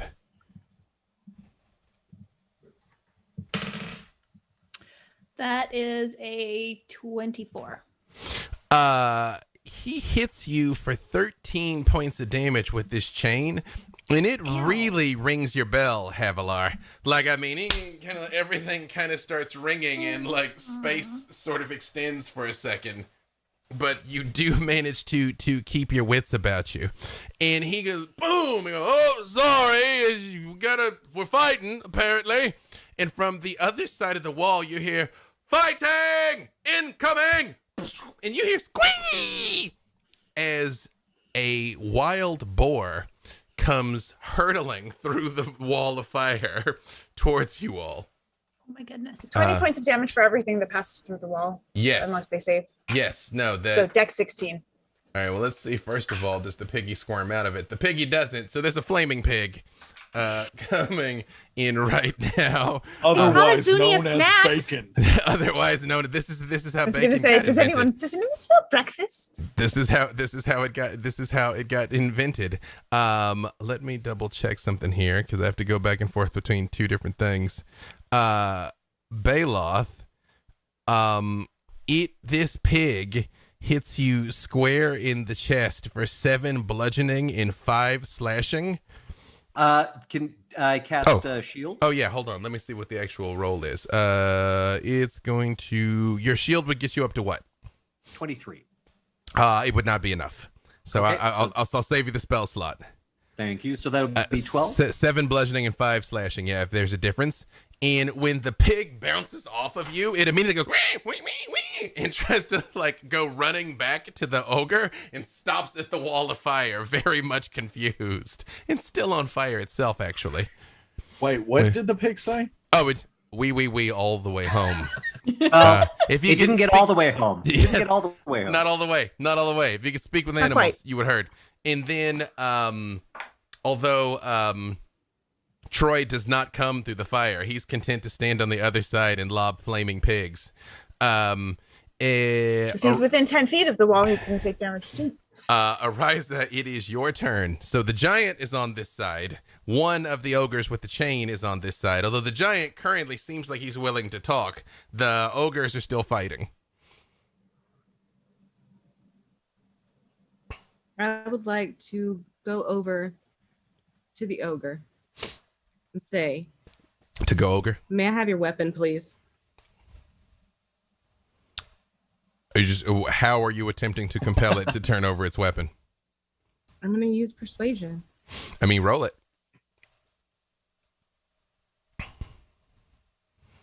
The 27. He just looks at you for a second and he goes, well, you are a majestic creature and all, but I can't help but think this is a trick of some sort. I just want to see it. No, just let me hold it for a second. It's really cool. I really like it. I've never seen anything like it. It's one of the most beautiful things that I've ever seen. And I would be remiss if I didn't try to just hold it for a second. He turns and looks at Raredor, who currently is magically compelled to not be fighting with his axe down. And he just goes, ooh. All right, but if it's like a trick, though, he's going to make me thump you in the head, you know. And he does just drop this chain on you that probably weighs 250 pounds, Ariza. Just... Well, I mean, you could have just put it down. Well, I did. I just put it down right now. It's just you was under it, though. You're very small, Yeah, you know. but it's about consideration. Just because you're larger doesn't mean that you don't have to look out for those that are smaller than you. I mean, no, literally, I have to look out for someone larger than me. That's actually my job, miss. Yeah, I understand, but you also have to think about the grand scheme of things. There's a Because grand people scheme. are gonna. There is a grand scheme to all things. But you do have his weapon, Ariza. I'm gonna hold on to this for a second, okay? Well, but we supposed to be fighting, though, so I'm gonna need it back because I gotta do more thumping. Sorry, miss. He does look at you, But what if we don't fight? He's like, you know, not a lot of people can take that. I knocked a Minotaur stone flat with that swing, and you still got your wits about you. You're made out of tough stuff. It's a pretty frilly dress you got, though. Thank you. Thank you. Yeah, there's 3 ogres. You're pretty sure the one in the middle is complimenting you. Although, anything else for Ariza? No, she just wants to. Just wanted to get that away from him, and maybe it'll make them all stop and think for a second. For the moment, he is disarmed and apologetic, but he's telling you we're supposed to be fighting, though. All right, Briv, it is your turn. Again, currently, the ogre, the frost giant's axe is down, and the other ogre is talking to Ariza. One of them is shooting flaming pegs at you, which is just a sentence I've been blessed to say out loud. And a third one who has not done anything yet, but you do kind of hear like raucous chaos on the other side of the wall of fire. So going through the wall damages me as well. Mm-hmm. I would know that, right? Okay.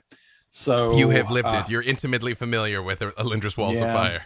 And I'm not doing incredibly well. So what Briv is going to do here is he is going to, you know, as he has kind of the blocky red panda mech suit look going on here, he is going to kind of start like bending the metal back, and he's going to cast Cure Wounds on himself, but not before he says, "I have a joke for thee." And then he's like looking at the ogres and he says, "What dost thou call an average ogre?" "Mediocre." Alindra takes a second and she goes, that was actually quite clever. Roll charisma with advantage, Briv. Okay. Oh man, this die is taking forever. I'm going to just roll this one manually. Mm-hmm. So I'm glad that was with advantage because I rolled a 1 on that first one. But then, What'd you say about me, Mom? Yeah, right. It's going to be 22 on the second. You see Needy ogre, not mummy ogre. You see the one that dropped his chain, which based on what people told you in town is probably Tonka. Very much starts to laugh and just kind of like nudges you, Alindra or Ariza, with one of his gargantuan hands. I mean, the giant's about 15 feet tall. They're about 8 feet tall. They're smaller than him, but still way bigger than you. And they're like, mediocre. I thought it was hilarious. He is laughing. Anything else from Briv? No, he's just healing, and Perfect. so I'm going to roll that real quick. Bailoth? Now, with everybody engaged in conversation and getting weapons from people, I assume that we're no longer in a good grouping for a fireball, are we? Well, on the other side of the wall of fire are 2 of the ogres. You don't. You can see them through the wall. One of them has a big crossbow. That is the one that has not acted yet. And the other one has a basket of what looks like it is full of more pigs on the other side. A lot of potential bacon for the Yes. fireball. Exactly. Well, let's help that bacon along, shall we? Nobody shoots pigs at Bailoff the Entertainer. Let's go with an upcast 4th level fireball. I appreciate everybody's like, we could just talk, right? Yeah. Bailoth's like, or maybe we can't. Yeah. No, Bailoff was like, yeah, maybe we can talk this out. Pig. All right, you. Very valid. He did hit you first, Bailoff. What's their save? This will be a DC 19 dex save. One of them makes it, and one of them does not.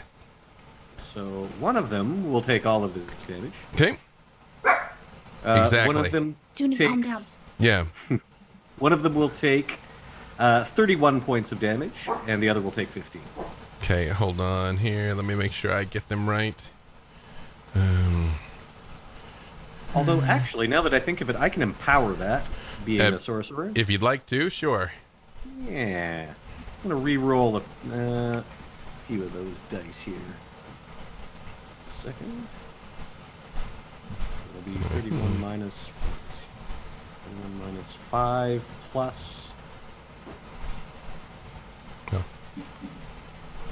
So this will be 25 plus whatever this is. Okay. 25 plus 8, so 33. So the one that failed takes 33, and the one that succeeded takes 16. All right. You hear, ow, ow, ow, ow, ow, ow, ow, ow, as this explosion goes off, and all the pigs are like, wee, wee, rah, rah, rah. There's more there where that came from. And Tonka, who's there on this side, looks at you and he goes, oh, well, I suppose that's turnabout is fair play, right? We hit you with the flaming pig first. Excuse me. All right, we're even now. Look, Ooh. we're willing to offer you the villager Bairn for your dining pleasure. He's the one who started this. He was. No. No, we're not. We're all in agreement. You can eat it. No. I am in agreement. No one said that. This does bring us back to the top, and it is Raredor's turn. Alindra, being so compelled, although technically the compulsion has ended, you didn't have a chance for it to work yet. He just looks at you and he says, "Nobody asked me if I wanted to be a part of the jokes. Nobody asked Raredor if I had any tricks to play." Did you not get your invitation?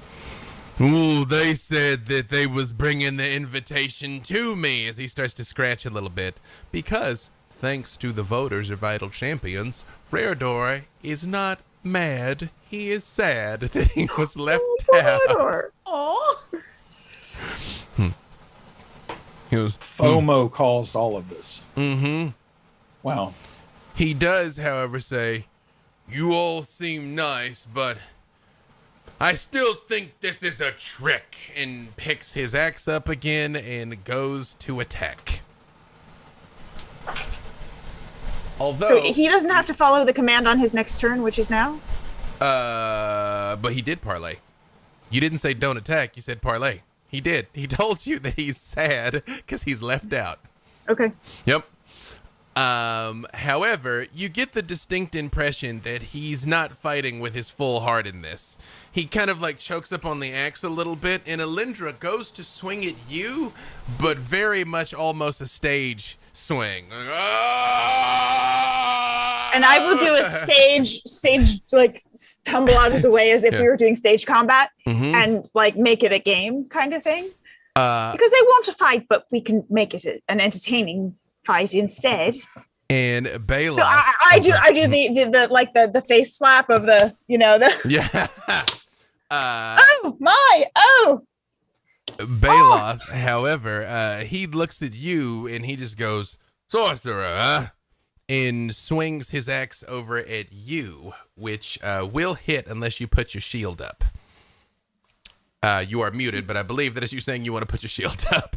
Shield is going up, yes. That is a charge off the staff of defense. Bailoth, give me a perception check.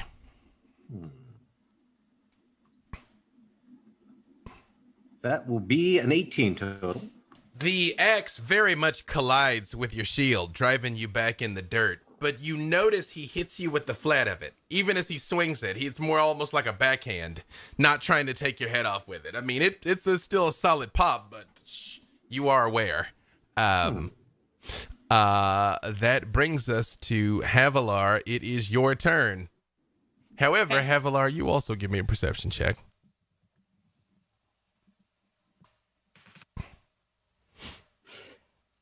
It's a 9. He said he was sad, but then he super tried to kill Alindra and Bailoff. See, He's super it's tried to kill unfortunate him. I rolled so bad because I feel like Havilar would like get this. Because like this is when she's like she wants to fight things because that's like she's competent, she's getting out her energy. You know what? Did you include your bonus die? You know what? I did. I can It just rolled real bad. I can accept that Havilar understands getting the zoomies. I'll let you roll it with advantage here. Roll.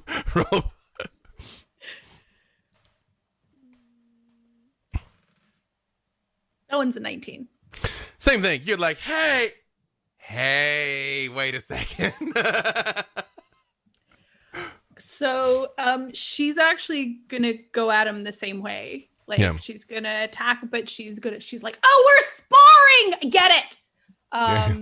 So she'll no, don't do that. Do this. So that is a 24. Hit on the first one. That reminds me, one of the ogres didn't do a thing yet. Okay, but yes, please. Well, let's resolve this because we're in the middle of this. He's standing going. One of the ogres didn't act, so I need to resolve that. But yes, 24 is enough to hit him. And then that one's a 19. That is also enough to hit him. And then I will go ahead and do the back of the glaive thing as soon as the dice are done being dramatic. Are you attempting non-lethal damage here? Yes. Okay. Okay, and that one is a 22. That is also enough. Okay, so she's like basically taking the glaive and she's doing like when kids sort of stick fight and just like hitting him on the shaft of the axe. Got it. And like, it's not fun when people play tricks unless you're both having fun, right? Alindra. Technically, this would have resolved at the end of last turn, so I will count this about against last round's reactions because he should have gone on a 1. You hear after the fireball, "Oh, I couldn't hear anything over the sound of the immolation, but we're fighting, right? Come incoming, hit the deck." And you hear the crossbow go off, and the bolt is flying straight at you, Alindra. And will shield, hit. Please. She put the shield up. Bing! Bounce off. All right, that's cheating. We ain't got no magic armor. Hard to see through this wall. Hey. It's not cheating if you don't want to get hit. I suppose that's valid. I didn't want to get set on fire, though, and here we are. But you were attacking. Well, You started this. well, but we're fighting. No. Them little villagers started it, if you... Right, but we're not the villagers. And the villagers made a terrible mistake, unfortunately. You look like villagers. But we're not. And technically, Alindra, it is your... what was that damage, Havilar, by the way? 28. Perfect. You begin pummeling him, presumably laughing while you're doing it. And Raredor looks down at you and goes, Oh, I'm an old man, you know. I can't take... Sorry. Oh. Ooh. Stings a bit when you do it. Mm-hmm. Yeah. But Alindra, it is your turn. So it would seem, and I'm keep continuing to do the stage fighting with him, that your invitation, got lost somewhere in the way up. Oh, there's a family of owlbears, living in a clearing of could we just pause for one moment, because this is quite difficult to speak while we're doing that. Give me persuade. I mean, he's the size of a 2-story building, so I mean, it is. Yeah. Give me persuasion, unless you're going to do something else. No, I mean, I was going to try and talk him into just being cool. Yeah, give me persuasion. So, 15. No, 15. Yeah. All right. Let's see. He, after boom. I'll drop the fire too. Turns and looks, and he looks back at you, and he's like, "You really want to help me play a trick on the town?" Well, let's talk about what your definition of trick is, because there have been some gnarly definitions of trick that aren't quite accurate for what a prank should be. The prank should be fun for everyone involved. It should be the sort of thing that happens and everyone laughs, not the sort of thing that happens and people die or get Or we could kill them wounded. all. No, that's not a prank. So we can pause and talk about it? Have everyone take a few moments? Oh, we're not fighting then. Tonka looks down at you, Arise. Is like, "Can I have me chain? We're not fighting. I promise I won't thump you on the head with it. Probably, unless he tells me to, really. You know how it is. Orders is orders and whatnot." You are muted, ma'am. You're muted. I think I should hold on to it until we come to a understanding across the board. Well, but you're so little and it's heavy. Look at that. It's just like you're a cute little panda just struggling to hold up me chain. I'm not a panda for real. I mean, you're like a Just double dressed panda. like You a are panda. literally a panda dressed like a panda. Well, you're like a double panda. I think Eddie thinks we look like villagers. You're all very small. Speaking I was just gonna say, I love that the ogre is just like, you're about this big. That's a villager, right? they're all over there and they're weird. Yeah. Right. All right. You have a foam party you could do. What? You see that on the other side of where the wall of fire was, you hear the squealing of the pigs that were panicked, and the one flaming pig runs right back over to him, and he goes, "Oh, Penelope, look what they done to you, baby," and pats it to put it out. A friend named Penelope as well. Really? Is your friend Yes. named Penelope like a little piggy, like a tough little And piggy? sometimes She sometimes resembles a little pig. she does.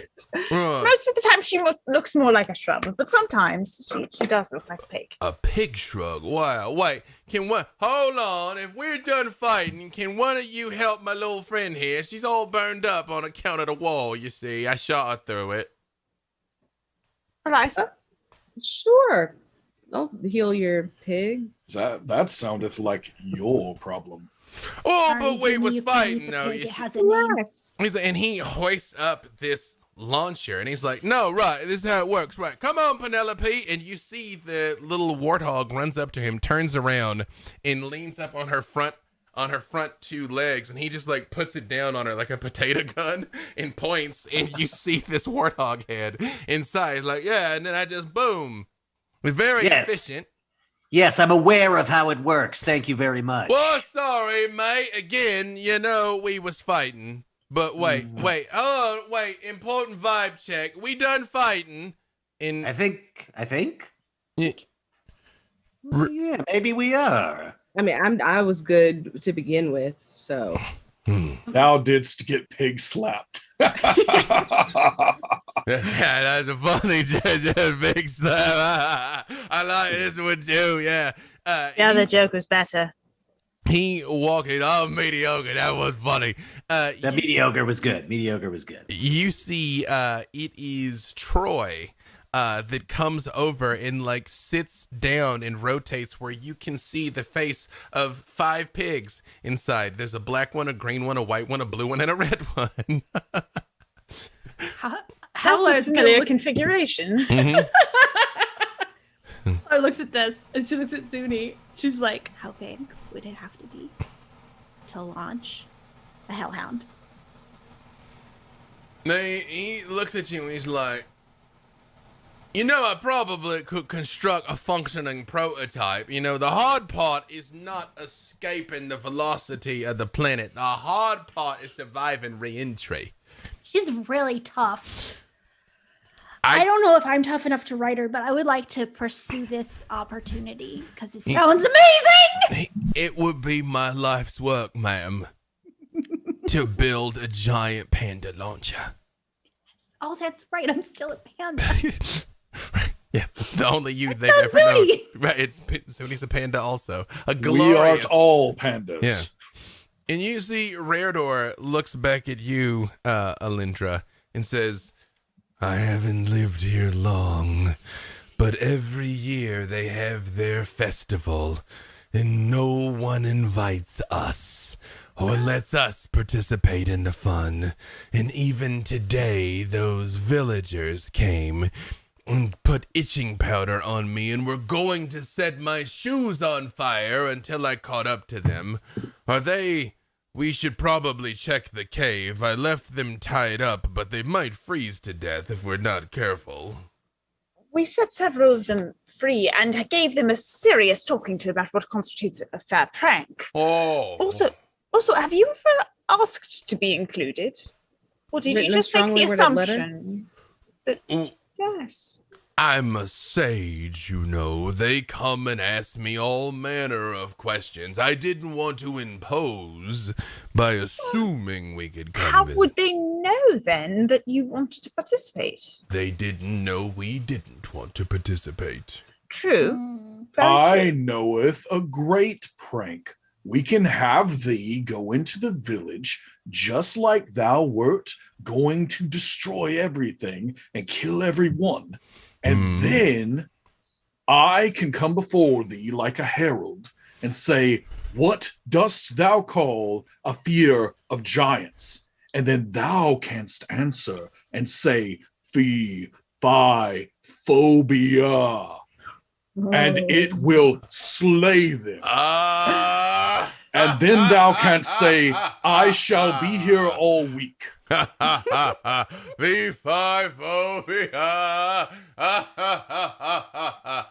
You had me in the first half there. I thought you were going to make one of those hurtful, stereotypical giant jokes, but you switched it on me. It is fairly stereotypical, I admit. Yes, that joke punches down. All the way down because he's a giant. You see. It's because I'm bigger than all of you. You're bigger than us, yes. That makes a lot of sense. More than twice the size, yes. Yes, Arisa. So I have an idea and had an idea for something that could be a prank, but what if instead of a prank, you threw your own party? You throw a party and you invite the townspeople and you have a foam party. I love that idea. We do have significant moisture in the caves, but you saw how high our cave was. How do we know they'd come?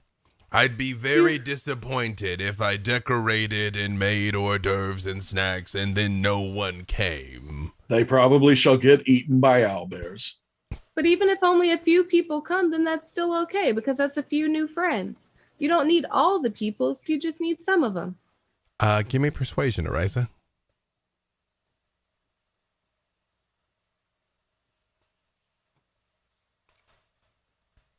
Ooh.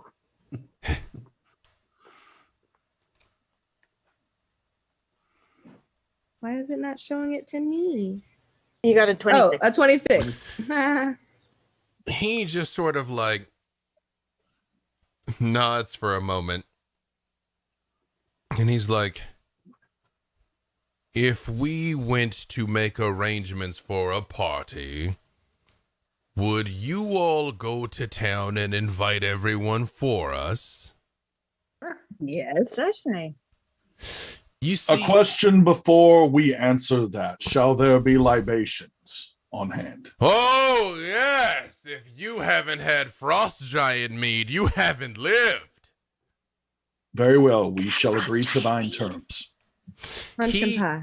Kneels all the way down, which, I mean, he goes from about 15 feet still to about 8 feet. So it's towering over you still, Ariza. And he says, might I make an inquiry? Of course. We're having a conversation. That's how this works. I realize your panda countenance is unusual, but your voice is familiar to me. Do you sing? Yes. Has anyone ever told you your voice sounds just like Oriza's? I am Oriza. I'm just Panda Riza right now. Have you been bewitched by some manner of curse that has made you into a panda in a panda? So many curses. Holophant.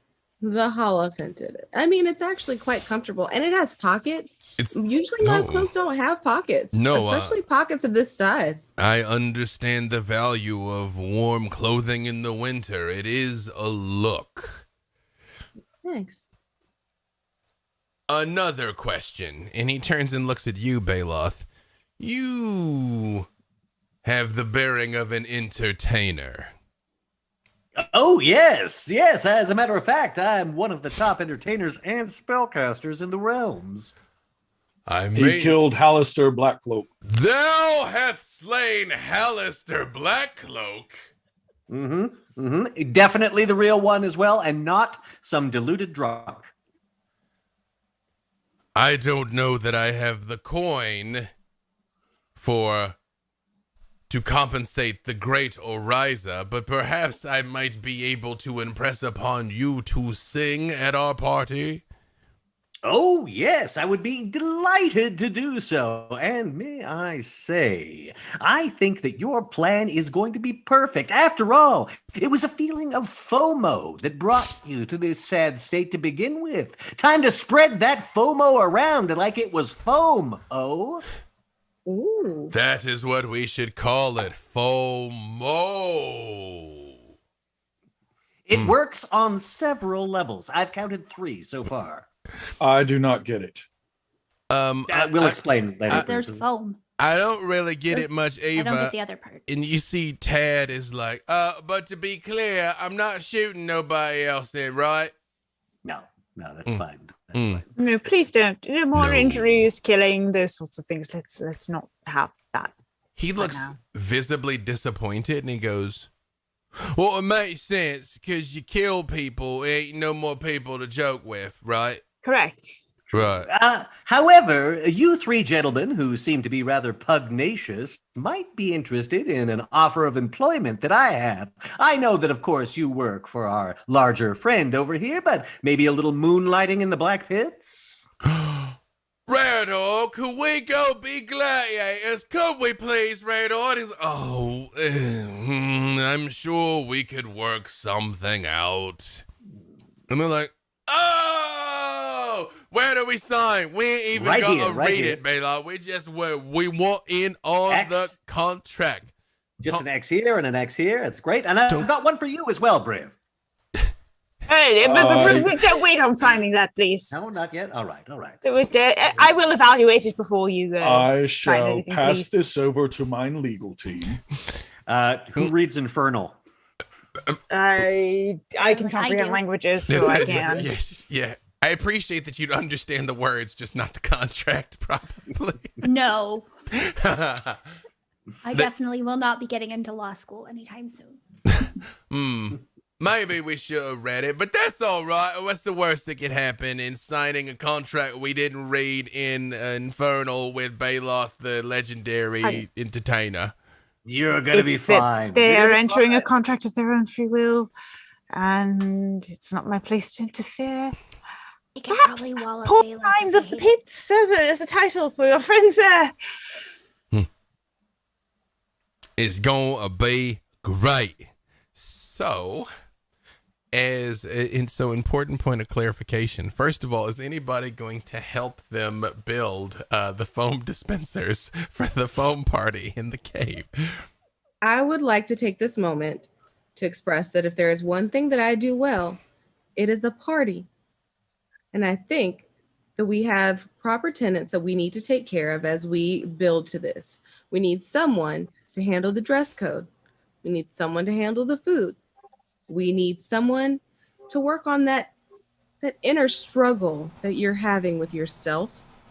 And, well, let's see. I think we've about covered most of them. Oh, long-term goals. We need to talk about that. But for right now, we also need someone to go and get the guests, invite the guests, or we could all go and do that together. But I think that first we need to make sure that everything is in place. I think Kavalar, based on that amazing dress that you're wearing, you should be in charge of decor.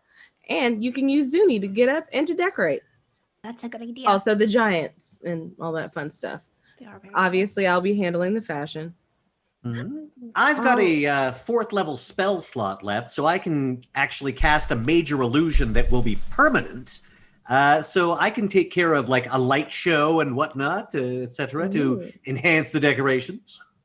All right. Who's going to do the buffet? I think Rev wants to. Picketh me. Okay. Picketh me. Okay, Please you make sure take it's nutritionally balanced and there are vegetarian options. You do. Just make I sure don't there's seasoning. know what a vegetarian is, but there will be so many delicious meats and cheeses and bacon. And he looks over at the Not Penelope. No bacon. No. possibly not Penelope's bacon, but there shall be bacon. Well, as long as it ain't from like no pigs I knew personally. Very well. Thou canst abstain thine conscience how thou needest to. You're making Penelope uncomfortable. I knew she had it in her. Even She's trying so hard to keep a straight face. Even the little pig is like is like laughing at that one. They're keen into bacon humor. So Briv is going to handle the food, okay.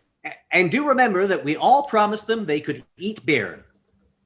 Eat beer. We did not promise that. I'm sure someone said that. I'm sure someone said that in the heat of battle. No, we are Can I not guess it? ingesting any sentient beings at this party. It's not that sort of festival. Fine. Alindra, you're on inner peace. Excellent. I thought I was on food. That's inner pieces. We're talking about inner peace. Like No, within oneself. it's a Self-love. significant overlap there between like eating good food and feeling happy. It's true. Agreed. There is. But you also need to learn to We should cope. also work on some meditation, perhaps some breathing techniques if you'd like to learn them. Well, we's good at breathing. We do it all the time. We breathing right now. I know, it's so impressive. Wow.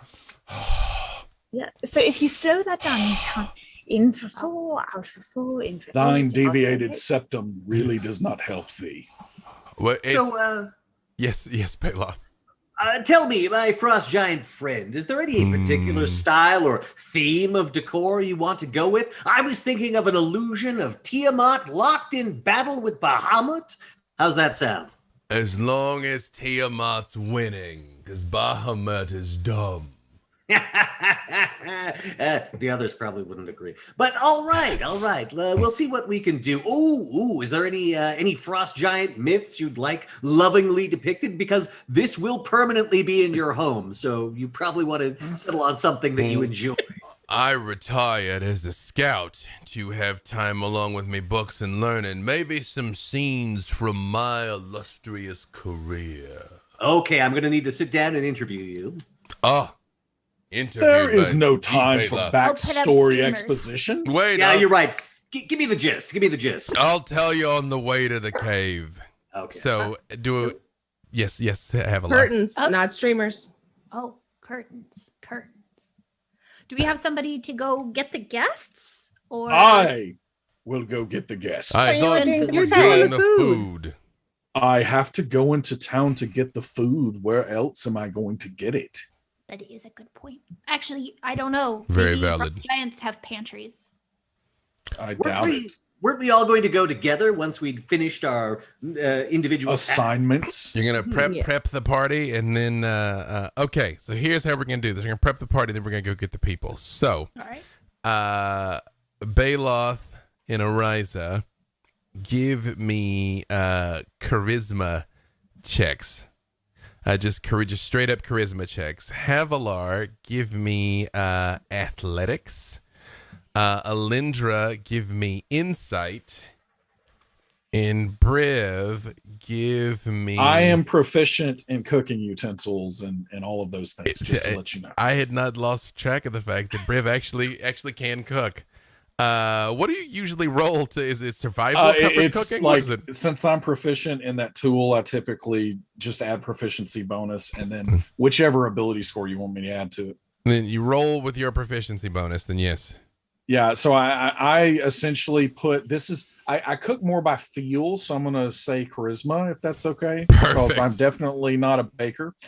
So we'll do It's an that. art rather than a science. It's That's true. it. If somebody recently said to me that cooking was necromancy because you took something that was dead and brought it back to life, and that has lived rent free in my mind ever since. I was like, it's necromancy. That is very much Necromancy. Briv's approach. Yeah. And I got a 25. I assume Perfect. all the raw materials for Brib's feast that he's cooking we're just pulling out of the sandwich box, like the. You've got the sandwich box, and they do in fact have a larder. I mean, you've got 4 giant creatures live there, so there's like shanks of meat. You know, there's a lot of elk, a lot of like berries and fish. Any white meat. Yeah, lots of eggs. No. No, We don't there's- need to be doing that again. Nope. Owlbear's too gamey. I don't like what I rolled, so I'm gonna use my lucky feet Mm-hmm. to roll it again. If not That's now, why when? not. We don't want anybody to have a bad party. Ooh, great! That's a 23. Perfect. 23 from Ariza. What Baloth get? 27. Baloth, what does it look like? What you know what? Hang on, wait. We'll come back to what it actually. Yeah, let's go back a step to Ariza there. Ariza.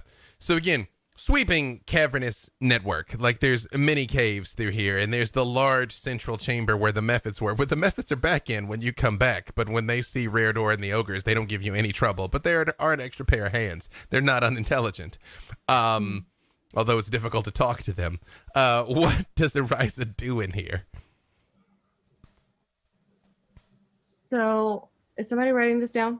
Is anybody writing this He'll down? write it down.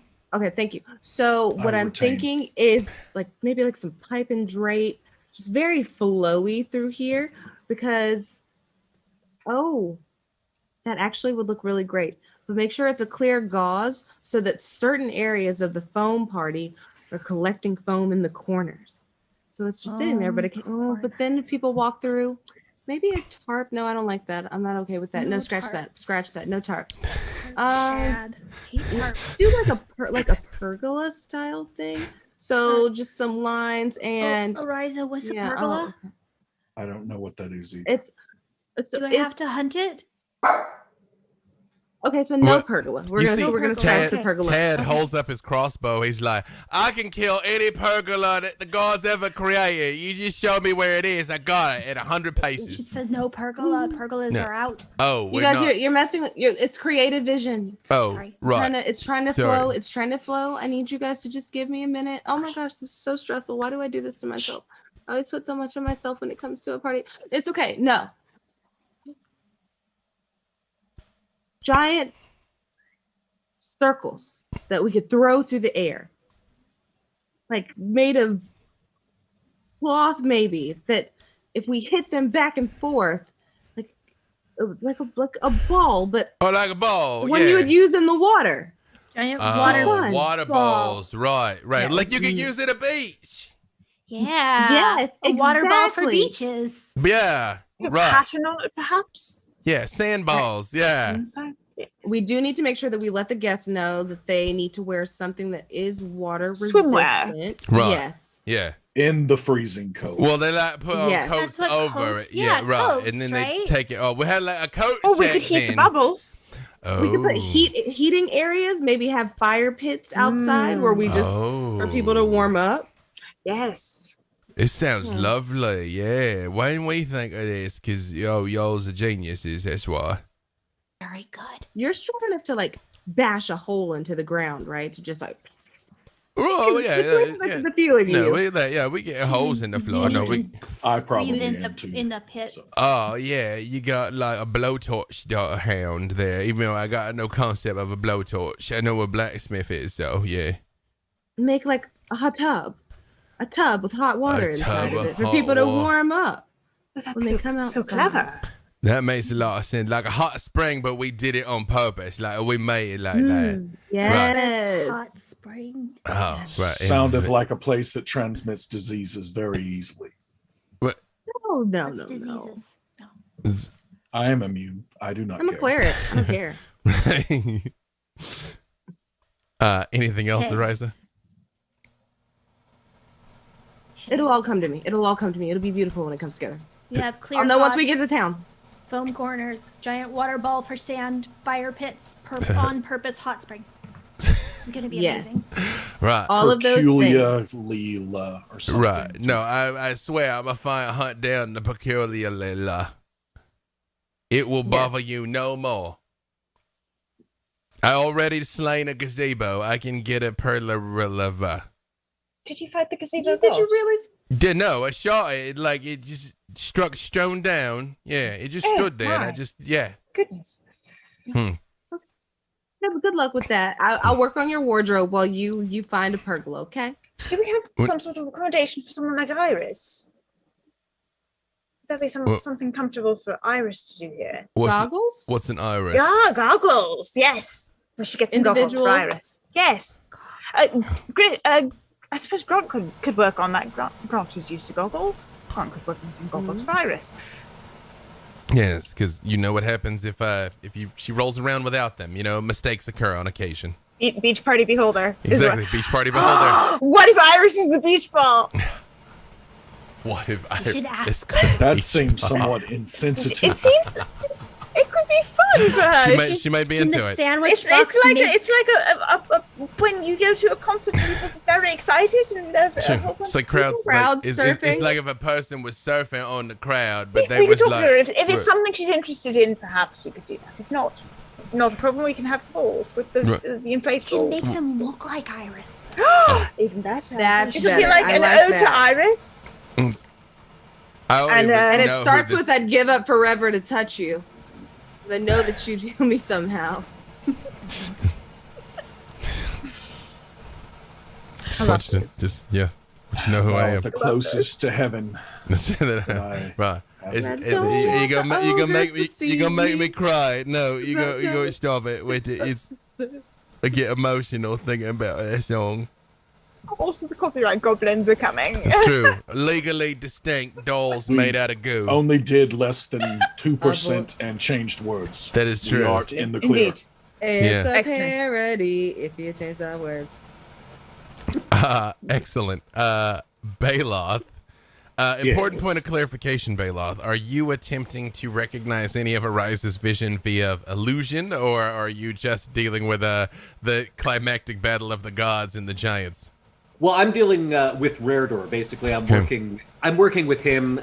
You're probably all observing this as this illusion begins to take form, and as he gives notes, it's like certain elements of it change. This will, as I mentioned, be a permanent illusion because I'm upcasting it. So it basically, one sort of side of the whole big ice cavern just looks like the side of a 1970s van. Like it's just, It's Raredor like on top of a white dragon with a sword raised, and there's like a female frost giant behind him, and it's like you were there.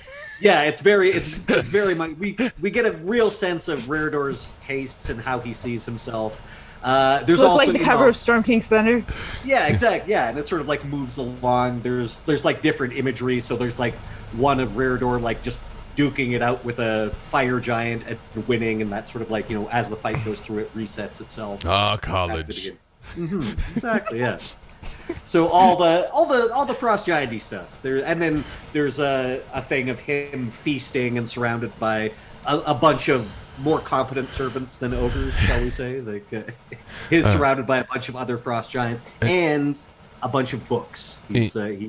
I have a request that you include a scene of when I retired and the tearful salutes of my fellow frost giant commandos. Oh, yes, sure, I'll get that. There we go. He very much walks slowly into the distance with a legally distinct Incredible Hulk music playing. So he walks a little while, looks back with his backpack full of books, and walks a little further and looks back one more time, and then yeah. How's that? Now, Bailoth is taking all his notes, but of course, like anytime he changes something, Bailoth's just like, yeah, of course, I'm sure we can do that. Yeah. Yeah. You want that changed too? Okay. Yeah. All right. Well, I understand why you were strong enough to defeat Hallister Blackcloak now. Yeah. So yes, that's what Bailoth's been doing. Perfect. And what is Havilar doing here? Well, she was taking notes for Arise's vision, but she offered to put up decorations. That was her job. So if the ogres can help find that clear gauze, she will climb the walls and hang it. The Mephits, all in unison, kind of go, and their frost breath comes out, but it coagulates somewhat into like an icy webbing.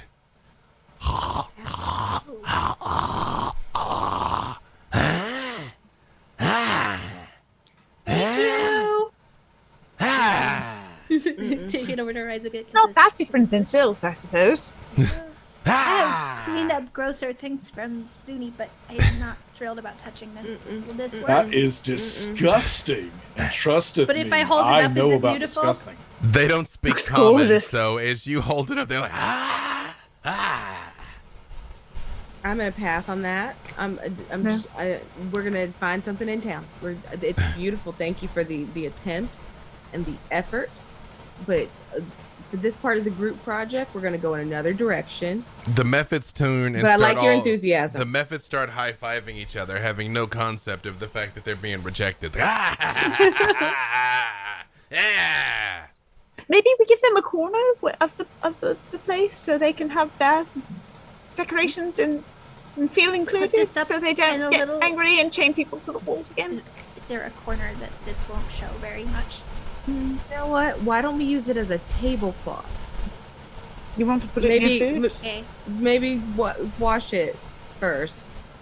Prestidigitation, prestidigitation, prestidigitation. Prestidigitation.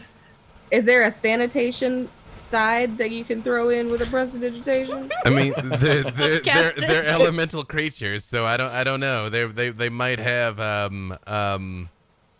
well, what's the word I'm talking about? When something sterilized, yeah. They might have sterilized. They can get it so cold that it kills everything. Yeah, exactly. You know what? Right. We have 3 vast caverns, don't we? We've got all this space. So you see that wall right there? Do you see which one I'm talking about? No, further than that. Yeah, further than that. Okay. So I want you to go to that wall, and I want you to put up all of these that you could possibly muster. All over it. Make it look good. Make it however you want it. And they Proud of over, you. Should I go help? over by the love them so wall, much. you do hear them all. That's really gross. It's abstract. Yeah. Yeah. Gross. Although Well- it is like it is almost like a frosty spider web. When they hang it, it does like shimmer and refract in the light. It's gross, but it is kind Does of it beautiful. say some giant when they're done with it? Nice. And you see a single tear rolls down the cheek of one of the pigs watching them do it. Yeah. It's a deep cut, kids. Read a book. Not sure what else. I rolled athletics for Mhm. hanging decorations, but Mhm. I'm not sure if there's any decorations. What to hang now. what did you get? Well, I got a 31. It was a nice roll. I mean, it's what don't you do, Havilar? You know, everything you're asked for. It is you're scaling up and down walls, and you managed to do it without getting your pretty dress dirty. Hanging things It's a up. nice dress. I want to keep it clean. It's a very nice dress. Yep. You do an excellent job getting everything in order with Zuni's help also. And you see, Zuni is very much loving being a pretty panda. With her, again, every time you look at her, her hair's blowing in slow motion. It's weird. You don't know how she's You doing must that. find out what conditioner Yeah, but- she's using. It's lovely. And so sparkly. Maybe she's born with it. Maybe it's the abyss. Yeah. Maybe The 9 health. Maybe it's the 9 hells. There it is. maybe it's the audience. Exactly. And Ariza, what's Ariza doing here? Oh, not Ariza. Sorry, Alindra. Alindra is teaching meditation and trying to help with self-contentment. So you see, it's a balance of nutrition, exercise, meditation, a prayer if that's something you're into. There are different places that have different forms of these things, and I basically start doing, Headspace 101. So you're going to sit. You're not going to allow yourself. If you are distracted, you just come back to your breathing. So we go in for 4. 3 and 4 and out for 4. Wait, no, I understand now. Me dad never said he loved me. I understand everything I've been doing is a desperate plea for attention. Well, and I'm so glad you've come to that realization. It took That must have been very hard. Took me roughly 12 breaths to come through, and you see Tad leans over. He's like, "Oh, new record, brother, no, lay out, you lay out, yeah." He's like, group hug, yeah, group hug, and he like scoops you in. I will give them their group hug. He's like, what? With Tonka's like crying with his shoulders heaving, like, "Oh, I love you both so much. I love you too, man. I love them all too." My sweet ogre friends with their big feels. Feels as big as they are. That is true. Once you scrape the surface, the mad is just a whole lot of sad. You're going to have new friends now, and you can show them how much you adore them by throwing parties and having fun together and not killing each other. Oh, yeah, I understand now. It's much better to be able to have parties together instead of, like, what we normally do with the chain thing. Yes, and it's fun to do the sort of fun stage combat sort of thing we were doing earlier, but please make sure you know that the other person is engaged in that and they've agreed to participate. Well, they gotta practice. be in on the joke, otherwise they just get thumped in the head. Exactly, and remember that the pranks happen once a year during the celebration specifically. So next year, when you're included, we'll be ready. You'll be ready. Nice. And now you'll have friends, and make sure that even if you don't get an invitation, you can invite them to your party. And it can be the Fool's Foam Party. The Fool's FOMO Party. FOMO Party. The party of the year. I do have a question for you, though, Miss Alindra. That little griffin mate of yours, he always looks so disapproving when he looks at us. He just, the judgiest eyebrows he got. He does, yes. He has strong opinions on things. Well, tell him we said we's friends. We not gonna hurt him or nothing. And Griff kind of looks at them, and he sees them all being so sweet and loving toward one another, and he sort of the eyebrows just lift a little bit, just a little. Just like that. Oh, we got through to him. Briv, I just feel like, Briv, you're like full Fred Flintstone with the dino ribs, but you tell me what Briv is doing for this.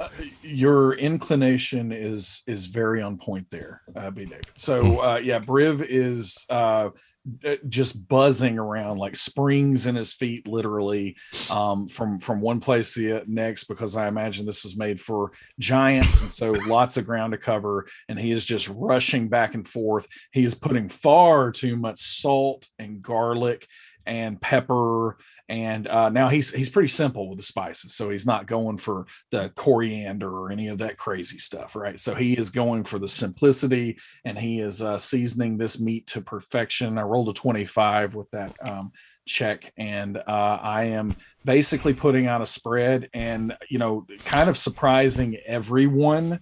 I did some they had some sprouts. They're probably not called Brussels ones here, but there are some sprouts that Neverwinter sprouts. That's the thing, Neverwinter sprouts. Yeah, Neverwinter sprouts, and those Neverwinter sprouts. He basically does those up because he figured out, he was asking some of the people in the group here just kind of, one by one, where it wouldn't seem like he was asking the question just outright what a vegetarian was. And so he kind of pieced it all together.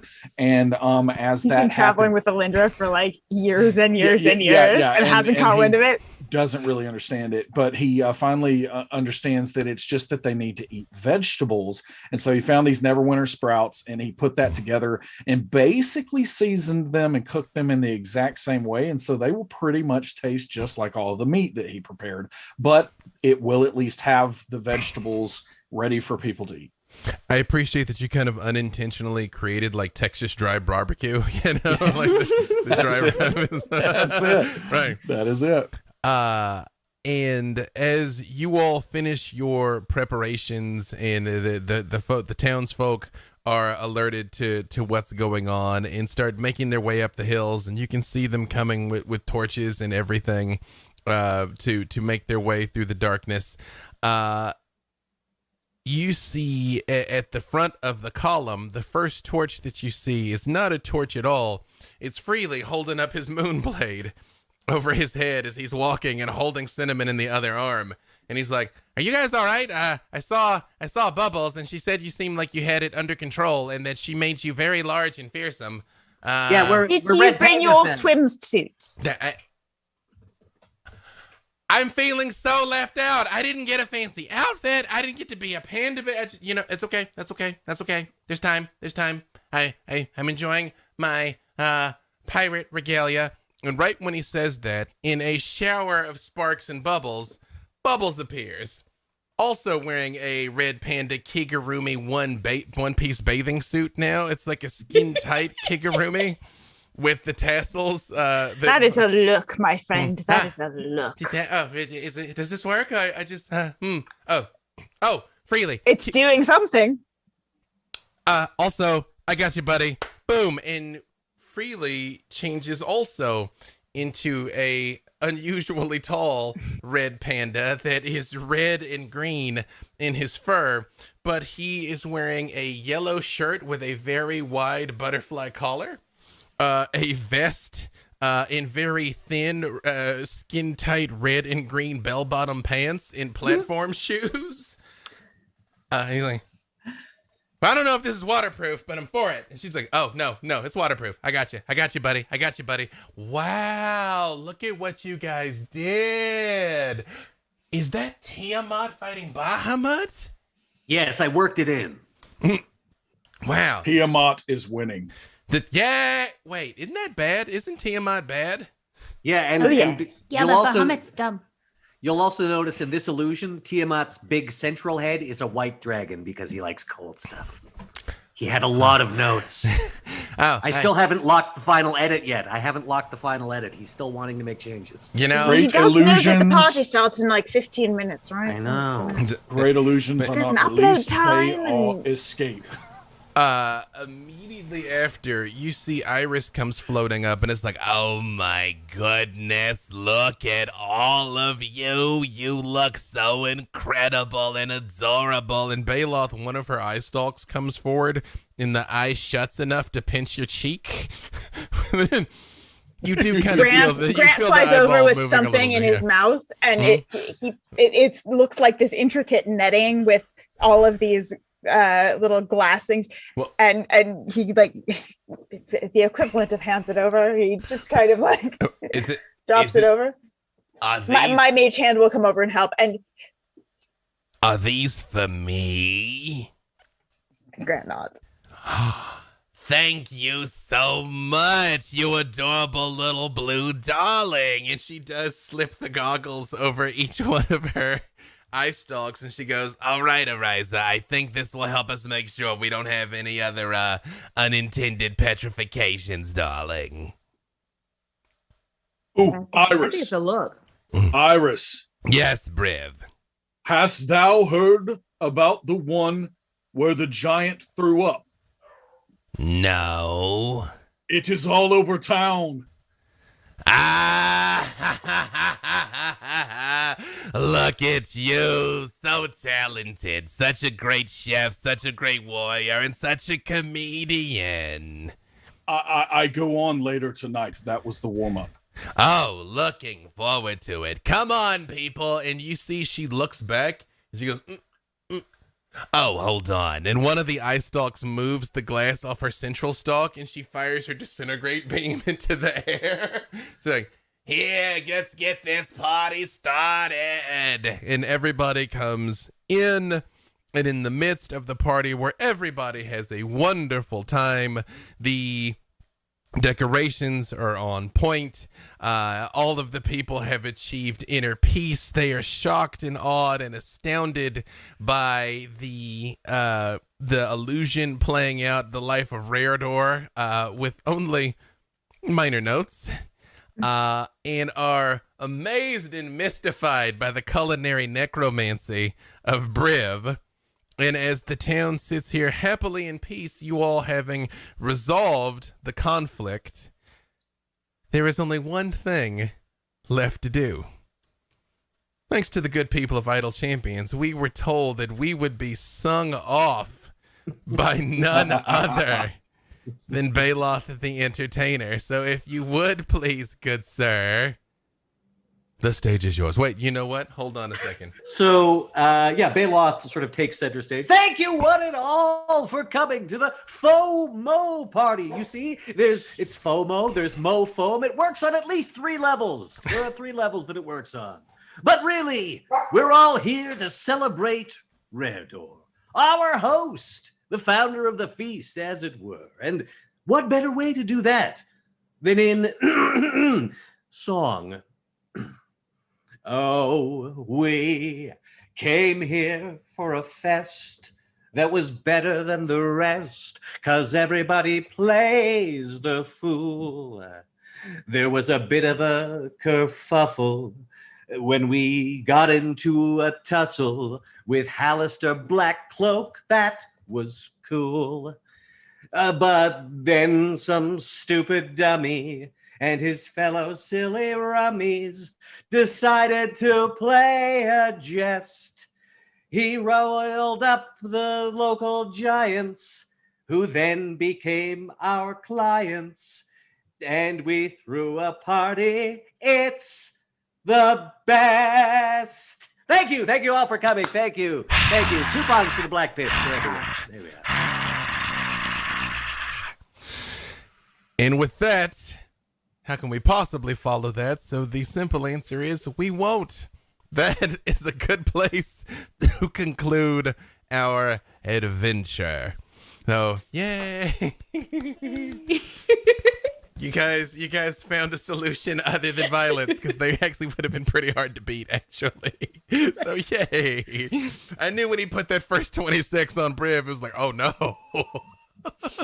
Oh no. So thank you all for tuning in both to Idle Champions Presents A Fool's Errand and for the Unfair Seas before this. I can tell you Idle Champions Presents will return.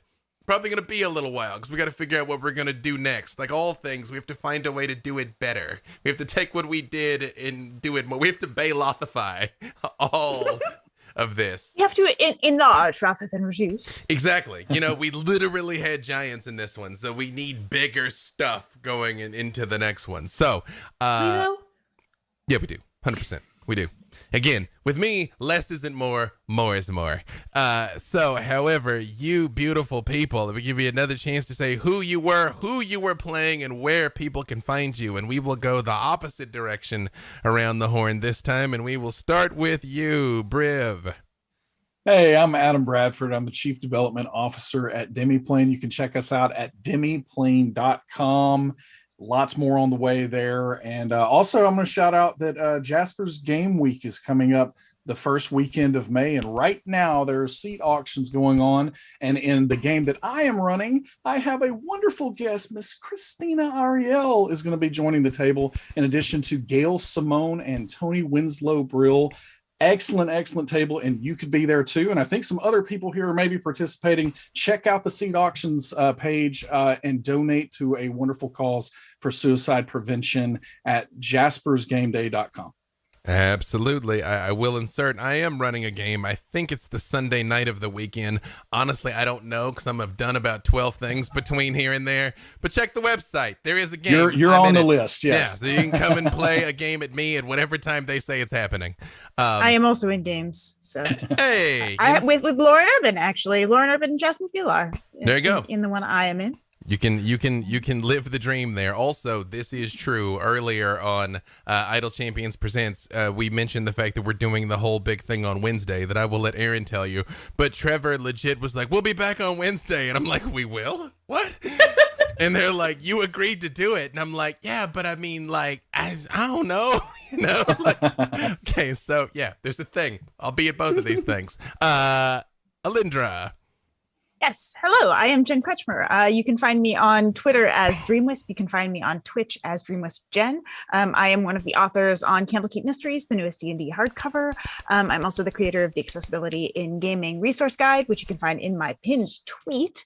It's all about how to make your game and life and any other work you do more accessible and inclusive to the disabled community.